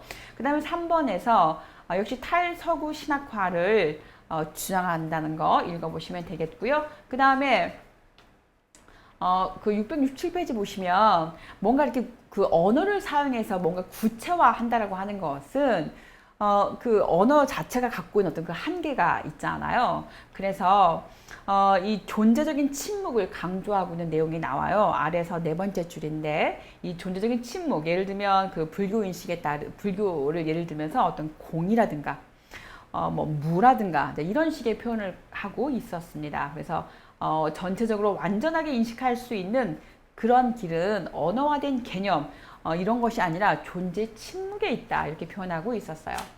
자, 그 다음에 또 668페이지입니다. 쭉 내려가 보시죠. 어디까지 가시냐면 마지막 패러그래프에서 첫 번째 줄이에요. 그럼 언어를 사용하지 말고 그럼 어떻게 해야 되느냐? 거기 보시면 이 민중신학은 이야기하는 신학이다 이렇게 표현하고 있었어요. 자, 그 이야기에 관한 이야기가 뭐냐면 669페이지에서 위에서 다섯 번째 줄인데 민중 사건을 증언하는 방식은 이야기로 될 때 훨씬 더 그 실제 모습에 가까워진다는 거예요. 뭔가 언어를 통해서 말하게 되면 그 실제의 모습이 다 탈색되고 추상화돼 버리잖아요. 그렇기 때문에 좀 더 생생하고 좀 더 실제적이고 좀 더 구체적인 것은 이야기를 통해서 이루어지는 거다. 그러면서 언어와 즉 문자와 이야기를 비교하고 있는 내용이 나오는데 저는 상당히 좀 동의가 됐었어요. 여러분도 한번 읽어보시면 좋을 것 같습니다. 자, 넘기시죠. 어디까지 가시냐면요. 670페이지고요. 자, 6번입니다. 두 번째 패러그래프인데요. 이 민중신학의 다양한 내용적인 특징들을 말하고 있는데 하나님, 성서, 예수 그리스도, 죄, 구원 이런 그 중요한 그 신학적인 주제들을 항상 그 해방의 관점에서 해석을 하고 있었고요. 그리고 또 이 세계사를 민중해방의 역사로 파악하고 있었습니다. 그래서 이 민중신학은 성령을 굉장히 중요시 여기죠. 성령론 동그라미 딱 쳐주세요. 두 줄 더 내려오시면 성령은 과거에 일어난 하나님의 구원 그리고 예수의 죽음과 부활을 현재화시킨다고 하는 거 굉장히 중요하죠. 그래서 이를 통해서 해방의 역사를 일으키는 하나님의 역동적인 힘 내지는 능력으로 이해하고 있었어요. 그래서 이 성령은 해방의 영 동그라미 딱 쳐주세요.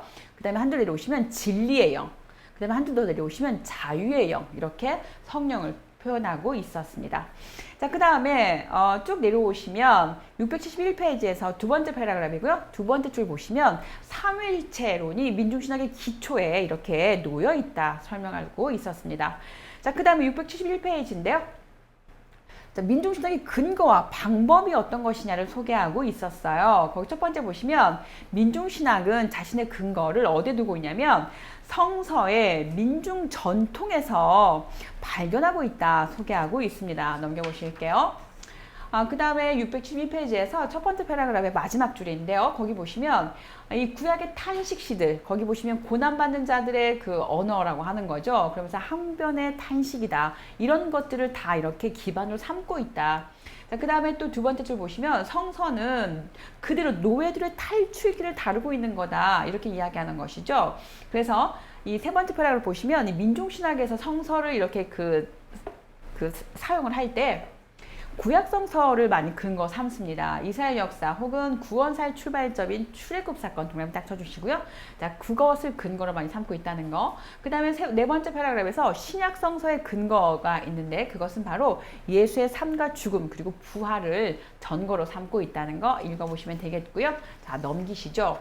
어디까지 가시냐면 614페이지로 왔어요, 저는. 거기에서 그 괄호 2번 있는데요. 두 번째 패러그래프입니다. 자, 민중신학은 한국 역사의 민중해방의 전통에서 자신의 근거를 발견한다. 그러니까 성서를 기반으로 더 하지만 우리 한국 역사 자체 내에서도 어떤 그 근거를 삼고 있다. 그래서 예를 들면 맨 아래 보시면 그 홍경래단이라든가 또 쭉 내려가 보시면 어떤 그 민중 메시아니즘을 발견할 수 있다. 이렇게 이야기하고 있었습니다. 그 다음에 또 탈춤에 관한 이야기를 소개하고 있었는데요. 675페이지 첫 번째 줄이에요. 거기서 보시면 이 민중신학의 전거로서 탈춤을 또 이야기하고 있습니다. 그래서 이 비판적인 초월이 경험되는 탈춤, 이것은 민중의 축제다. 이렇게 설명하고 있었고요. 그 다음에 첫 번째 패러그래프에서 마지막 네 번째 줄 보시면 이 탈놀이의 전통을 이어가는 사람들에게서 우리는 하나님의 정의와 그리고 사랑이 실현되는 메시아 왕국 그리고 하나님 나라를 이 땅에 가져올 수 있는 약속과 희망을 찾을 수 있다. 이렇게까지 이야기하고 있었어요. 자, 그 다음에 또 쭉 내려가 보시도록 하겠습니다. 어디까지 갔냐면요. 676페이지예요. 우리가 그 한국 역사에서 그 민중의 어떤 그 해방의 역사, 그 다음에 또 성서를 통한 어떤 그 해방의 역사들을 합류를 시키는데 두 번째 패러그래프이에요. 합류의 목적이 뭐냐? 자, 성서와 기독교를 넘어서 한국의 역사와 민중의 삶에 뿌리내린 신학, 그리고 한국의 토양에 근거한 한국 신학이고자 한다. 철저하게 어떤 그 토착화 신학을 지금 하고자 하는 그런 내용인 거죠. 그래서 성서도 가져오고 그러면서 우리 한국의 그 역사에 어떤 그 해방을 추구했던 어떤 그 혁명을 일으켰던 그런 그 전통도 같이 합류해서 우리 체질에 맞는 우리 한국 정서에 맞는 우리 토양에 맞는 그런 신학을 펼치려고 하는 것이 민중신학의 방향성이라고 보시면 되겠습니다. 자, 그 다음에 또 내려와 보도록 하겠습니다. 677페이지인데요. 궁극적으로 민중신학의 근거는 뭐냐? 바로 성서가 증언하는 하나님이다. 이렇게 표현하고 있었습니다. 넘기시죠. 678페이지인데요. 거기 보시면 사회 경제사의 그 방법이라고 하는 게 있어요. 자, 그것은 무엇이냐면 이 민중신학이 그 사용하는 방법인데 이 사회 경제사의 방법이라고 하는 건 뭐냐면 사회 경제적인 관점에서 그런 관점에서 성서와 역사 그리고 하나님의 계시, 약속, 율법, 죄, 구원, 예수가 선포한 하나님의 나라 그 모든 것들을 이렇게 보려고 하는 거죠. 그래서 그 안에서 어떤 그 사회 그 정치적인 해방의 근거와 힘의 방향을 찾으려고 하는 거. 자, 그것이 사회경제사의 방법이다. 이렇게 이해하시면 되겠고요. 그 다음에 679페이지 가시죠. 거기 5번 보시면 민중신학은 기독론적인 입장에 대치하는 성령론적인 해석 방법을 도입한다. 아까 제가 말씀드렸죠. 성령이 어떤 역할을 갖고 있는지 해방의 힘, 자유의 영 이렇게 표현하고 있었어요. 자, 그 다음에 또 넘기도록 하겠습니다. 어디까지 가시냐면요. 680페이지인데요. 거기 두 번째 보시면 민중신학의 성령론적 방법의 목적을 다음과 같이 설명하고 있습니다. 세 줄로 내려가 보시면 민중신학은 성서와 기독교 공교회가 말하는 생명을 주시는 자, 또 생명을 창조하시는 자, 병든 생명을 치유하고 갇힌 생명을 해방시키는 자로서 자연과 역사 한복판에서 일하시는 성령을 드러내고자 한다. 그래서 성령론적인 방법론을 이렇게 제안하고 있다는 거 읽어보시면 되겠고요. 자, 그 다음에 4번이에요. 민중신학에서 죄론과 구원론에 관한 이야기 굉장히 중요합니다. 저는 이 부분 읽으면서 좀 고개가 좀 많이 갸우뚱거려졌거든요. 여러분 어떠셨는지 모르겠어요. 좀 읽어보도록 하겠습니다. 죄에 대해서 독특한 견해를 제시한다고 설명하고 있고요. 681페이지로 가시면 거기 첫 번째 줄이에요. 읽어볼게요. 민중신학은 개인을 전체에 환원시키는 세속의 사회주의자들에 반해서 사회가 모든 인간의 가치를 다 규정하는 것이 아니고 개인의 영혼의 가치가 따로 있다 이렇게 주장을 하는 거예요. 그래서 인간의 모든 죄가 사회로 환원될 수 없고 인간 자신이 책임져야 할 시존의 죄의 영역이 있다 이것을 말하기는 해요. 민중신학은 인간의 실존적인 영역에서 문제되는 그러한 죄를 과소평가하지는 않습니다. 자, 그러나 이 죄에 대해서 어떤 사회 구조적인 그런 분석이 필요하다. 이렇게 이야기를 하는 거예요. 이 사회 구조적인 그 죄, 어떤 그 사회 구조적인 그 행태, 그래서 죄를 지을 수밖에 없게 되는 그런 부분을 먼저 선행적으로 봐야 된다. 민중신학이 이렇게 이야기하고 있는 거예요. 읽어볼게요. 두 번째 패러그래프에서 세 번째 줄인데, 사회학적으로 분석할 때 죄는 불의한 사회 구조와 지배계층의 횡포로 말미암은 딱지에 불과하다 이렇게 표현하고 있었어요. 그러니까 뭘 더 지금 강조하고 있는 거냐면 이 사회 구조, 그다음에 지배계층의 어떤 그 횡포, 이것이 먼저 있어서 그래서 죄를 지은 거지 개인들이 지금 이렇게 보고 있는 시도인 거죠. 자, 두 번째 줄도 내려가 보실게요. 지배자가 자기 지배권을 정당화시키고 그리고 자기의 어떤 그 권력 이런 것들을 더 누리기 위해서 피해자에게 너 죄인이야 라고 하는 딱지를 붙였다고 하는 거예요. 그래서 죄는 지배층에게서 설정이 되는 거다. 저는 마치 지금 니체의 도덕의 계보학을 읽는 듯한 그런 느낌이 들었어요. 자, 예수 당시의 그 죄의 개념 중에서 가장 중요한 건 뭐냐면 지배계층에서 피지배계층에게 자기 풍습을 따르지 않는다라고 하는 것을 죄라고 했다는 거죠. 다시 말해서 율법을 어기는 것이 가장 큰 죄였다는 거예요. 근데 그 당시를 보니까 예를 들어서 안식일을 지키지 않았어? 그건 말이지 뭘 몰라서 그런 거고, 그 다음에 안식일을 지키지 못하는, 못 지킬 수밖에 없는 그런 상황, 예를 들면 가난이라고 하는, 혹은 그 안식일의 내용이 뭔지를 모르는 그 무지라고 하는 그런 내용 때문에 있었던 거지. 뭔가 그 전체 어떤 사회 구조적인 문제가 먼저 선행에 있었고 그래서 그런 죄라고 하는 게 있었던 거지. 애초부터 개인의 죄가 있었던 건 아니야. 이렇게 이야기하는 지금 그런 방향성인 거죠. 자, 그 다음에 또 읽어보도록 할게요. 몇 줄 내려가시냐면 세 번째 줄에 딱 그어보실게요. 인간의 죄는 본질적으로 사회적인 부조리 그리고 구조적인 모순에서 온다. 이렇게 지금 죄를 보고 있었습니다. 아래에서 네 번째 줄 보실게요. 죄를 범하게 된 여러 가지 사회 조건, 또 죄의 문제가 아니라 횡포의 문제, 여기를 먼저 봐야 된다. 지금 이렇게 말하고 있습니다. 자, 여러분 어떠신가요? 이 그 주장에 이 민중신학에서 말하고 있는 그 죄에 대해서, 죄론에 대해서 동의가 쉽게 되시나요, 여러분? 어쨌거나 그 민중신학이 어떤 구체적인 상황에서 이렇게 발생한 거기 때문에 그 구체적인 상황을 염두에 둔다면 이 죄론이 어떤 맥락에서 말하는지 쉽게 이해가 되지만, 그러나 그 상황을 딱 벗어나 버리면 좀 위험하죠. 그렇죠, 여러분? 자, 그 다음에 또 가도록 할게요. 두 번째 패러그래프인데요. 이 문장도 굉장히 좀 의미심장했어요. 서남동은 신학이 죄의 문제를 다루기 전에 먼저 한 맺힌 사람들의 한의 문제를 다루어야 된다. 이렇게 표현하고 있습니다. 민중신학의 핵심 문제는 어떤 그 죄의 문제가 아니라 한의 문제가 있다. 이렇게 보는 거죠. 그래서 두 번째서 보시면 죄라고 하는 건 지배자의 언어다. 한은 민중의 언어다. 이렇게 구별짓고 있었어요. 자, 그 다음에 두 줄 더 내려가시면 민중의 한을 푸는 길은 사회적인 부조리, 그리고 구조적인 모순, 그리고 지배계층의 횡포에서 해방되는 거, 그것이 한을 풀어주는 거다. 이렇게 표현하고 있었습니다. 그래서 두 번째 보시면 이 죄에 대한 사회 구조적인 그런 이해 상응에서, 그럼 이제 구원도 어떻게 하겠어요? 당연히 사회 구조적으로 이해를 하겠죠, 여러분. 그래서 2번에서 두 번째 줄 보시면 민중신학은 하나님의 구원을 사회 전체 해방으로 이해합니다.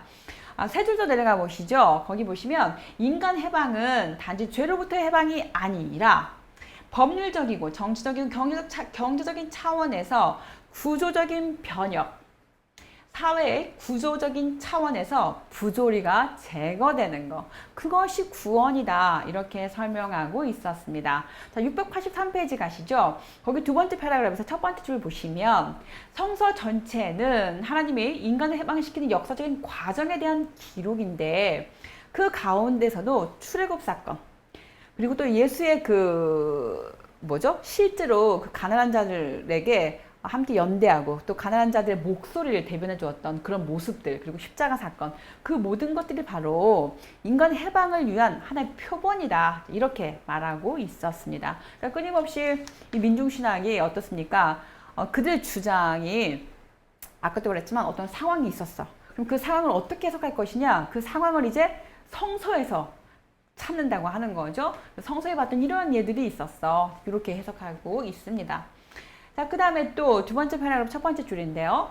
자, 그러면 개인의 그 구원 부인하지 않는다. 전체 어떤 사회 구조적인 구원만 말하면 그럼 개인의 구원 이런 건 다 무시되는 건가? 라고 질문 던질 수 있는데 개인의 구원도 말하고 있다. 이렇게 이야기하고 있습니다. 개인의 영혼이나 가치를 강조한 나머지 이른바 개인 구원만 너무 앞세우는 거 그거를 문제 삼고 싶었던 거지 개인의 구원은 필요 없어. 이걸 말하려는 게 아니야. 지금 이렇게 변호하고 있습니다. 사회의 부조리나 불의에 대해서는 거의 외면하고 있고 개인의 구원만 강조하면서 그래서 그러면서 되려 어떤 그 사회 부조리에 뭐 동조까지 않은 그런 분위기 그런 상황에 대해서 구원이란 이런 거야 라고 말했다는 거죠. 자, 그렇게 이해하시면 좋겠고요. 그 다음에 이 문장 한번 읽어보실게요. 여러분 아래 세 번째 줄인데요. 부자가 실제한다는 것 자체가 부자가 있다는 그 자체가 사회적인 부조리다 이렇게 표현하고 있죠. 그래서 하나님에 대한 모독이다 이렇게까지 말하고 있었고요. 부자가 부자로서 천당에 간다는 것은 말부터도 성립이 안 된다 이렇게 표현하고 있었어요. 자, 그 다음에 685페이지 가시죠, 여러분. 민족해방의 역사 속에 계신 하나님. 그래서 이 민족신학의 신관과 역사관에 관한 이야기인데요.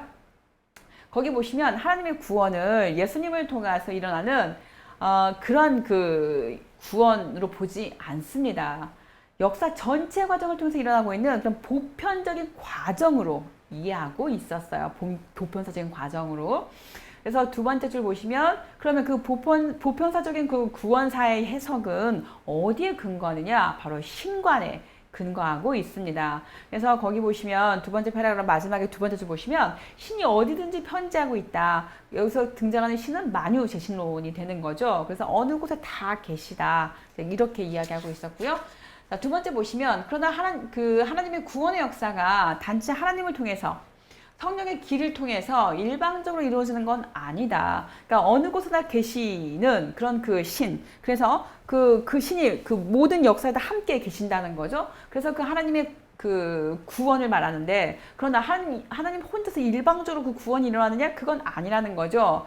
민중들의 참여가 함께 한다라고 하는 거. 자, 그 이야기를 할 거예요.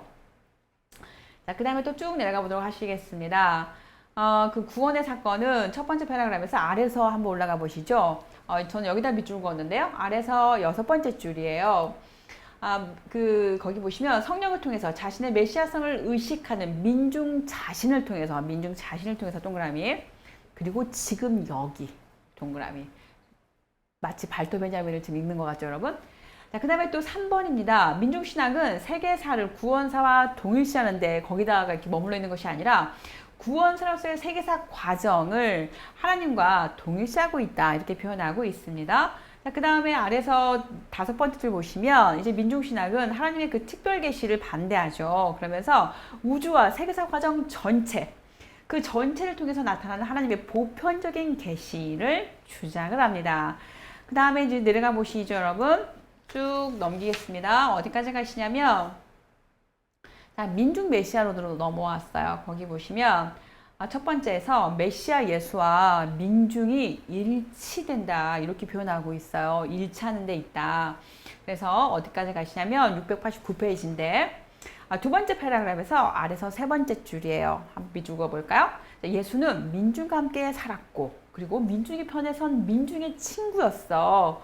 그 민중이 그의 참 가족이야. 이렇게 표현한단 말이죠. 그러니까 한마디로 예수와 민중은 어떻다는 거죠? 한 몸이야. 이렇게 말하는 거예요. 그러니까 쭉 내려가서 네 번째 패러그래프인데 민중을 그 집단적인 인격으로 이해하고 그래서 예수의 십자가의 고난은 단지 예수 혼자 자신만의 그 고난이 아니라 그와 한 몸을 이루고 있는 민중 모두의 고난이었다는 거죠. 그래서 예수와 이 민중 전체를 이렇게 동일시하는 그런 이야기로 읽으시면 되겠습니다. 넘기실게요. 자, 그 다음에 그 세 번째 패러그래프에서 여기 한번 읽어보실게요, 여러분. 주객도식적인 그런 사고를 극복함으로써 주동적인 사고를 거부하고 더불어서 함께하는 것을 강조하고 있다. 이렇게 표현하고 있습니다.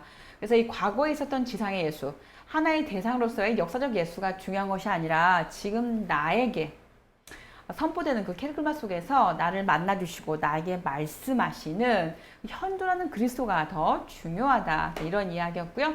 그 그 다음에 또 그 불투만에 관한 이야기 언급하고 있습니다. 그래서 인간의 그 실존, 내가 만난 하나님과의 그 관계성 안에서 우리가 이야기할 수 있다는 거 읽어보시면 되겠고요.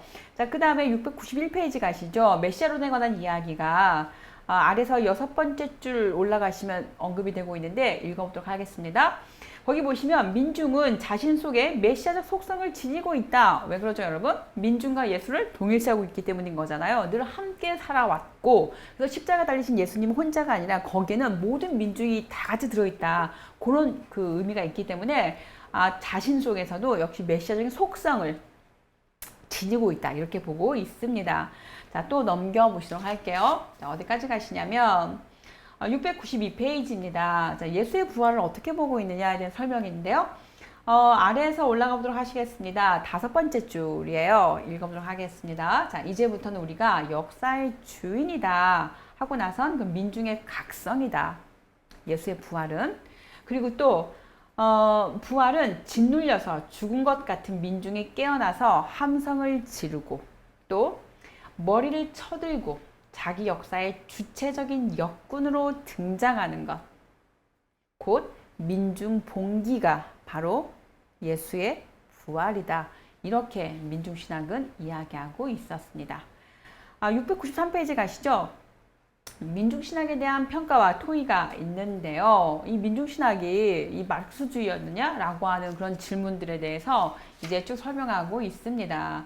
694페이지 가시면 두 번째 패러그래프인데요. 두 번째 패러그래프에서 그 아래 두 번째 줄인데 민중신학의 그 공헌과 타당성들이 있어요. 그러나 몇 가지 더 문제점도 있다고 하는 거죠. 거기 첫 번째 보시면 어떤 문제가 있느냐. 예수와 민중을 어떻게 하냐고 했죠. 아까 동일시한다고 했잖아요. 그리고 민중을 구원의 주체로 보고 있는 거. 자, 그러면 어떤 문제가 대두가 됩니까? 쭉 보시면 아래서 세 번째 줄이에요. 자, 민중신학이 말하는 예수와 민중의 동일화는 먼저 고난 속에서 예수와 민중이 깊은 연대성과 일치를 하고 있는 그 어떤 은유적인 표현이다. 그래서 이거를 실제로 그 예수 이퀄 민중 이렇게 진짜로 이렇게 볼 것이 아니다 이렇게 표현하고 있는 거죠. 그러니까 만약에 예수님과 예수와 그 민중이 동일시된다면 그러면 실제로 예수의 그 고난은 필요 없다는 이야기인가? 이런 식의 질문이 대두가 될 텐데 거기에 대해서 하나의 은유적인 표현이지 그거를 그대로 받아들이면 안 된다. 이런 식의 해석이 되겠습니다. 그 다음에 695페이지인데요. 또 두 번째 줄입니다. 두 번째 패러그래프 첫 번째 줄인데요. 예수는 민중이고 민중은 예수다라고 하는 그 민중신학의 진술은 어떤 걸 의미하는 거냐면 구원은 어떤 그 주객도식을 극복하려고 하는 거다. 자, 이렇게 이야기할 수가 있겠습니다. 네 번째 줄 내려가 보시면 기독교 그 전통적인 구원론은 구원의 대상은 인간 딱 정해져 있어. 그리고 구원자가 따로 있어. 이렇게 주객도식이 딱 구분되어 있잖아요. 이것을 탈피하고 싶은 그런 내용이었다. 이렇게 설명하고 있습니다. 그래서 세 번째 패러그래프 보시면 첫 번째 줄인데요. 구원을 믿기만 하면 된다. 받기만 하면 된다. 이런 생각들이 인간으로 하여금 너무나 나태하게 만들고 무책임하게 만든다고 하는 거죠. 그러면서 자신의 죄를 정당화시키는 거.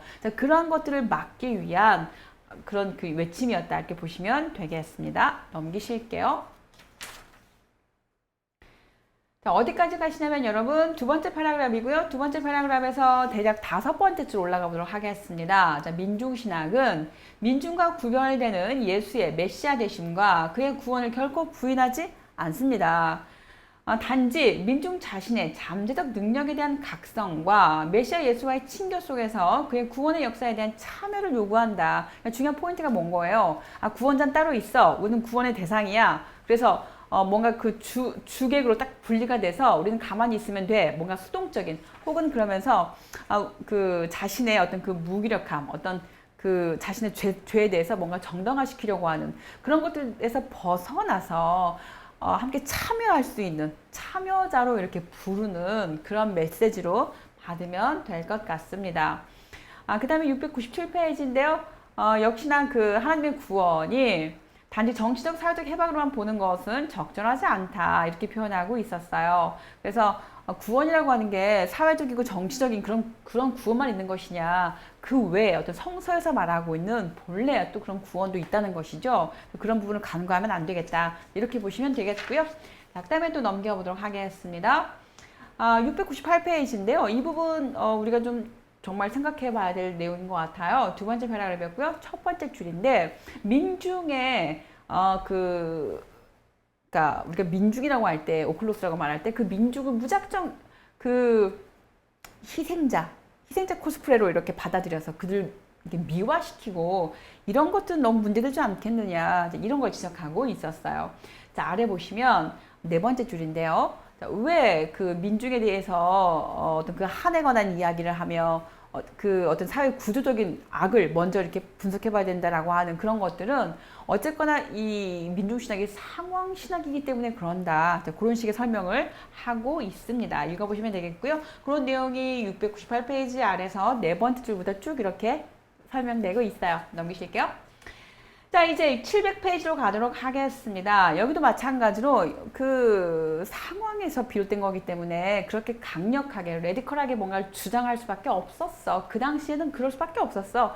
라고 하는 그런 이야기가 지금 나오고 있어요. 그래서 이 출애굽과 예수의 사건에는 죄와 구원의 어떤 개인적이고 인격적 차원이 내포되어 있는데 마치 민중신학이 말하고 있는 그 구원은 어떤 인격적인 부분이 빠진 것 같지 않니? 라는 비판에 대해서 그건 말이지 어떤 그 상황에서 비롯 나온 거기 때문에 그래 라는 식의 목소리가 지금 들려지고 있는데 그 내용이 700페이지 아래에서 여섯 번째 줄부터 쭉 이렇게 설명되어지고 있습니다. 넘기시죠? 쭉 좀 넘기도록 하겠습니다.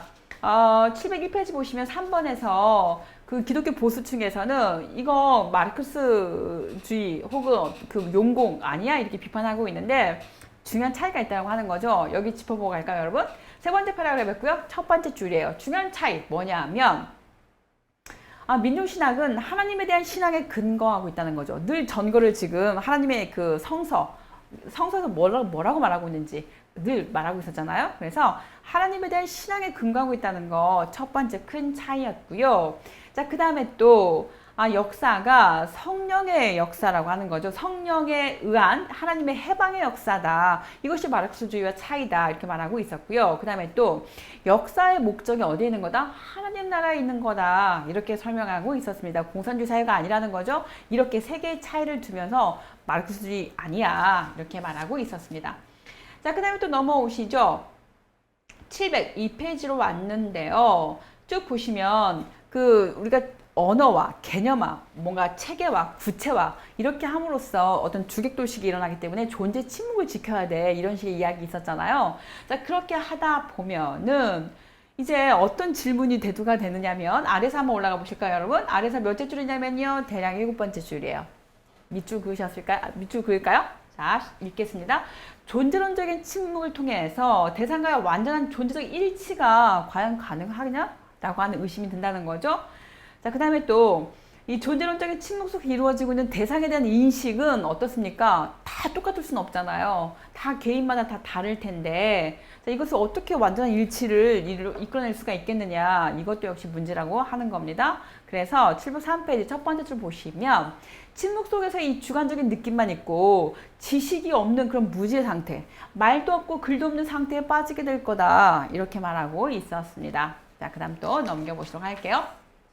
이렇게 해서 우리가 민중신학을 얼른 끝마쳤습니다. 자, 드디어 아메리카의 흑인신학인데요. 지금 남겨준 시간은 10분이고 10분이 남았고 우리는 이제 해방신학을 해방신학 지나고 민중신학 지나서 아메리카의 흑인신학으로 넘어왔습니다. 흑인신학 여러분 그 705페이지 첫 번째 패러그래프 같이 좀 읽었으면 좋겠어요. 한번 읽어볼게요. 흑인신학은 주로 미국과 서인도 제도 그리고 남아메리카의 인종차별 그리고 가난과 억압 사회적인 소외 속에서 살아가는 흑인들의 삶 속에서 태동한 신학이다. 중요한 포인트 무엇입니까? 삶 속에서. 그들이 실제로 그 당하고 겪고 경험하고 체험하고 있는 그 삶의 자리에서 비롯된 신학이다. 자, 이렇게 읽어볼 수가 있겠습니다. 저는 그 문장을 읽으면서도 막 그 가슴이 막 답답해 오는데 여러분 어떠신가요? 막 인종차별, 가난과 억압, 사회적인 소외, 그 안에서 살아가고 있는 그 흑인들의 삶의 경험, 정말 처절할 텐데 거기에서 그 삶의 자리에서 태동하는 게 바로 이 아메리카의 흑인 신학이다라고 하는 거. 그리고 또 20세기 흑인 신학은 주로 미국에서 시작해서 라틴 아메리카 지역과 남아프리카 공화국에까지 큰 영향을 미친다. 자, 이렇게 영향을 말하고 있었고요. 자, 그 다음에 706페이지 가도록 하겠습니다. 세 번째 줄인데요. 흑인 신학은 이 아메리카 대륙에 사는 흑인들에 대한 그 인종차별 동그라미 딱 치시고요. 그 다음에 이 삶의 고난을 극복하는 동시에 또 이 상황에 대한 그 복음의 타당성을 제시하려고 하는 그런 변증신학 내지는 상황신학이다. 이렇게 표현하고 있었습니다. 그러니까 그들이 지금 겪고 있는 그런 인종차별이라든가 삶의 고난, 이런 것들을 어떻게 극복할 것이냐, 그리고 그런 상황을 이 복음은 또 어떻게 해석해내서 어떻게 그 상황을 헤쳐나갈 수 있는지, 이제 그런 것들 제안하는 것이 그 흑인 신학이라고 하는 거 읽어보시면 되겠고요. 그 다음에 또 어디까지 가시냐면 그 문제점을 지적하고 있는데, 여지껏 그 유럽의 전통 신학은 노예들에 대해서 또는 그 뭔가 그 백인들에 의해서 무참하게 살해당한 흑인들에 대해서 그들이 어떻게 그 식민지화했고 어떻게 그들을 이렇게 그 예속시키고 어떻게 이렇게 그들을 막 다스리고 지배했는지 그런 것들에 대해서는 전혀 언급하지를 않았다. 근데 거기서 이제 문제 의식을 갖는 거죠.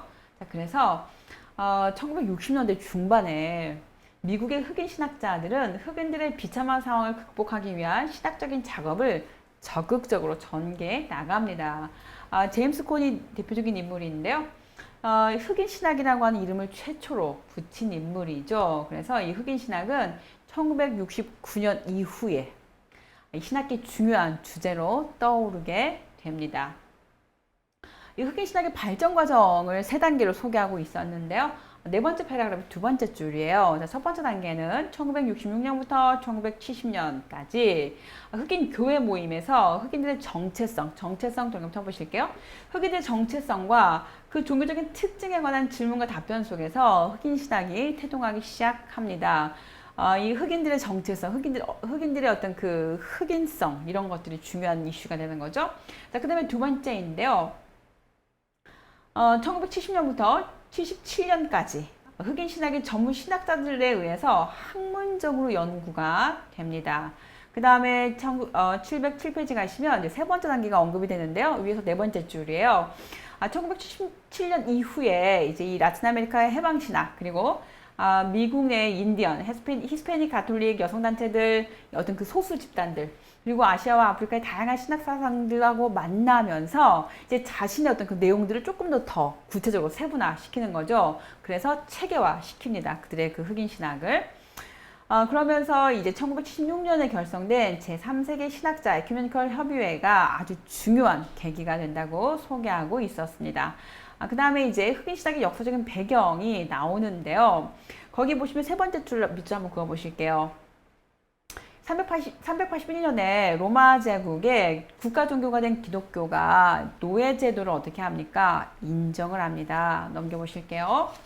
이미 노예 제도가 있었다는 이야기죠. 그 다음에 709페이지 가실게요. 여기 보시면 어떻게 해서 이 노예 제도가 이렇게 그 성행하게 되었는지 그 시작점을 소개하고 있는 내용이었어요.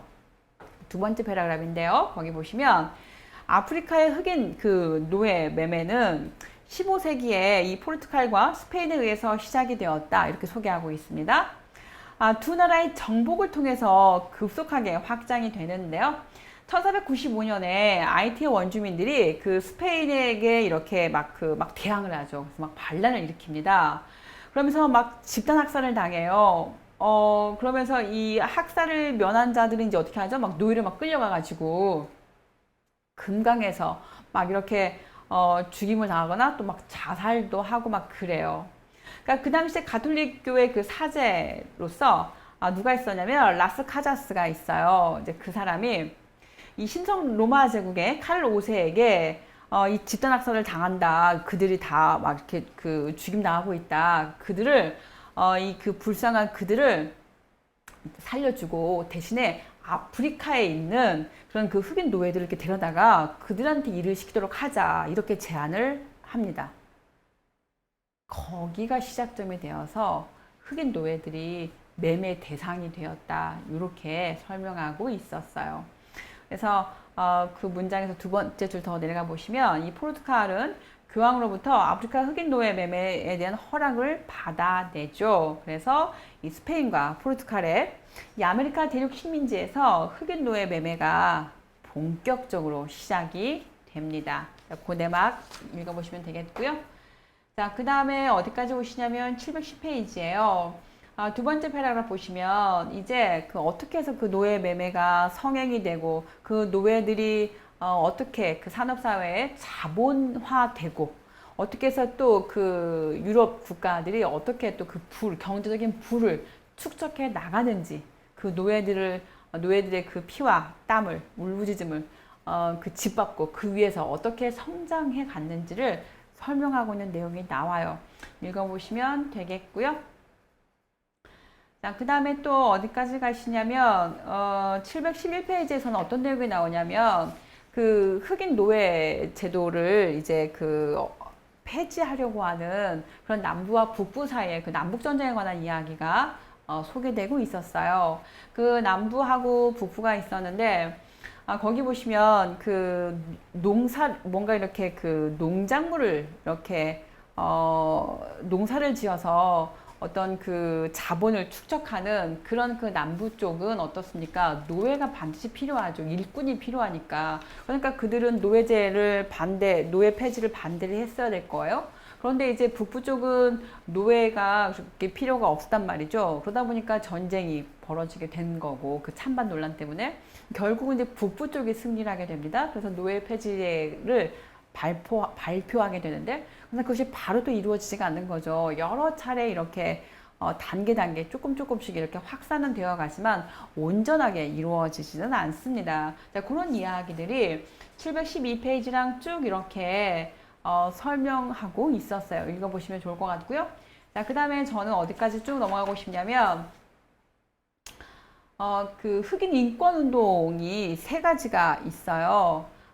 그 작은 번호 2번부터는 그 흑인 인권 운동을 위해서 어떠한 운동들이 있었는지 세 가지를 설명하고 있는데 우리가 여러분 그 내용은 아무래도 다음 주에 이어서 해야 될 것 같습니다. 그래서 다음 시간에는 이 세 가지 운동 형태, 그 다음에 평가 읽어보고 그리고 나서 여성신학과 생태신학으로 넘어가 보도록 할게요.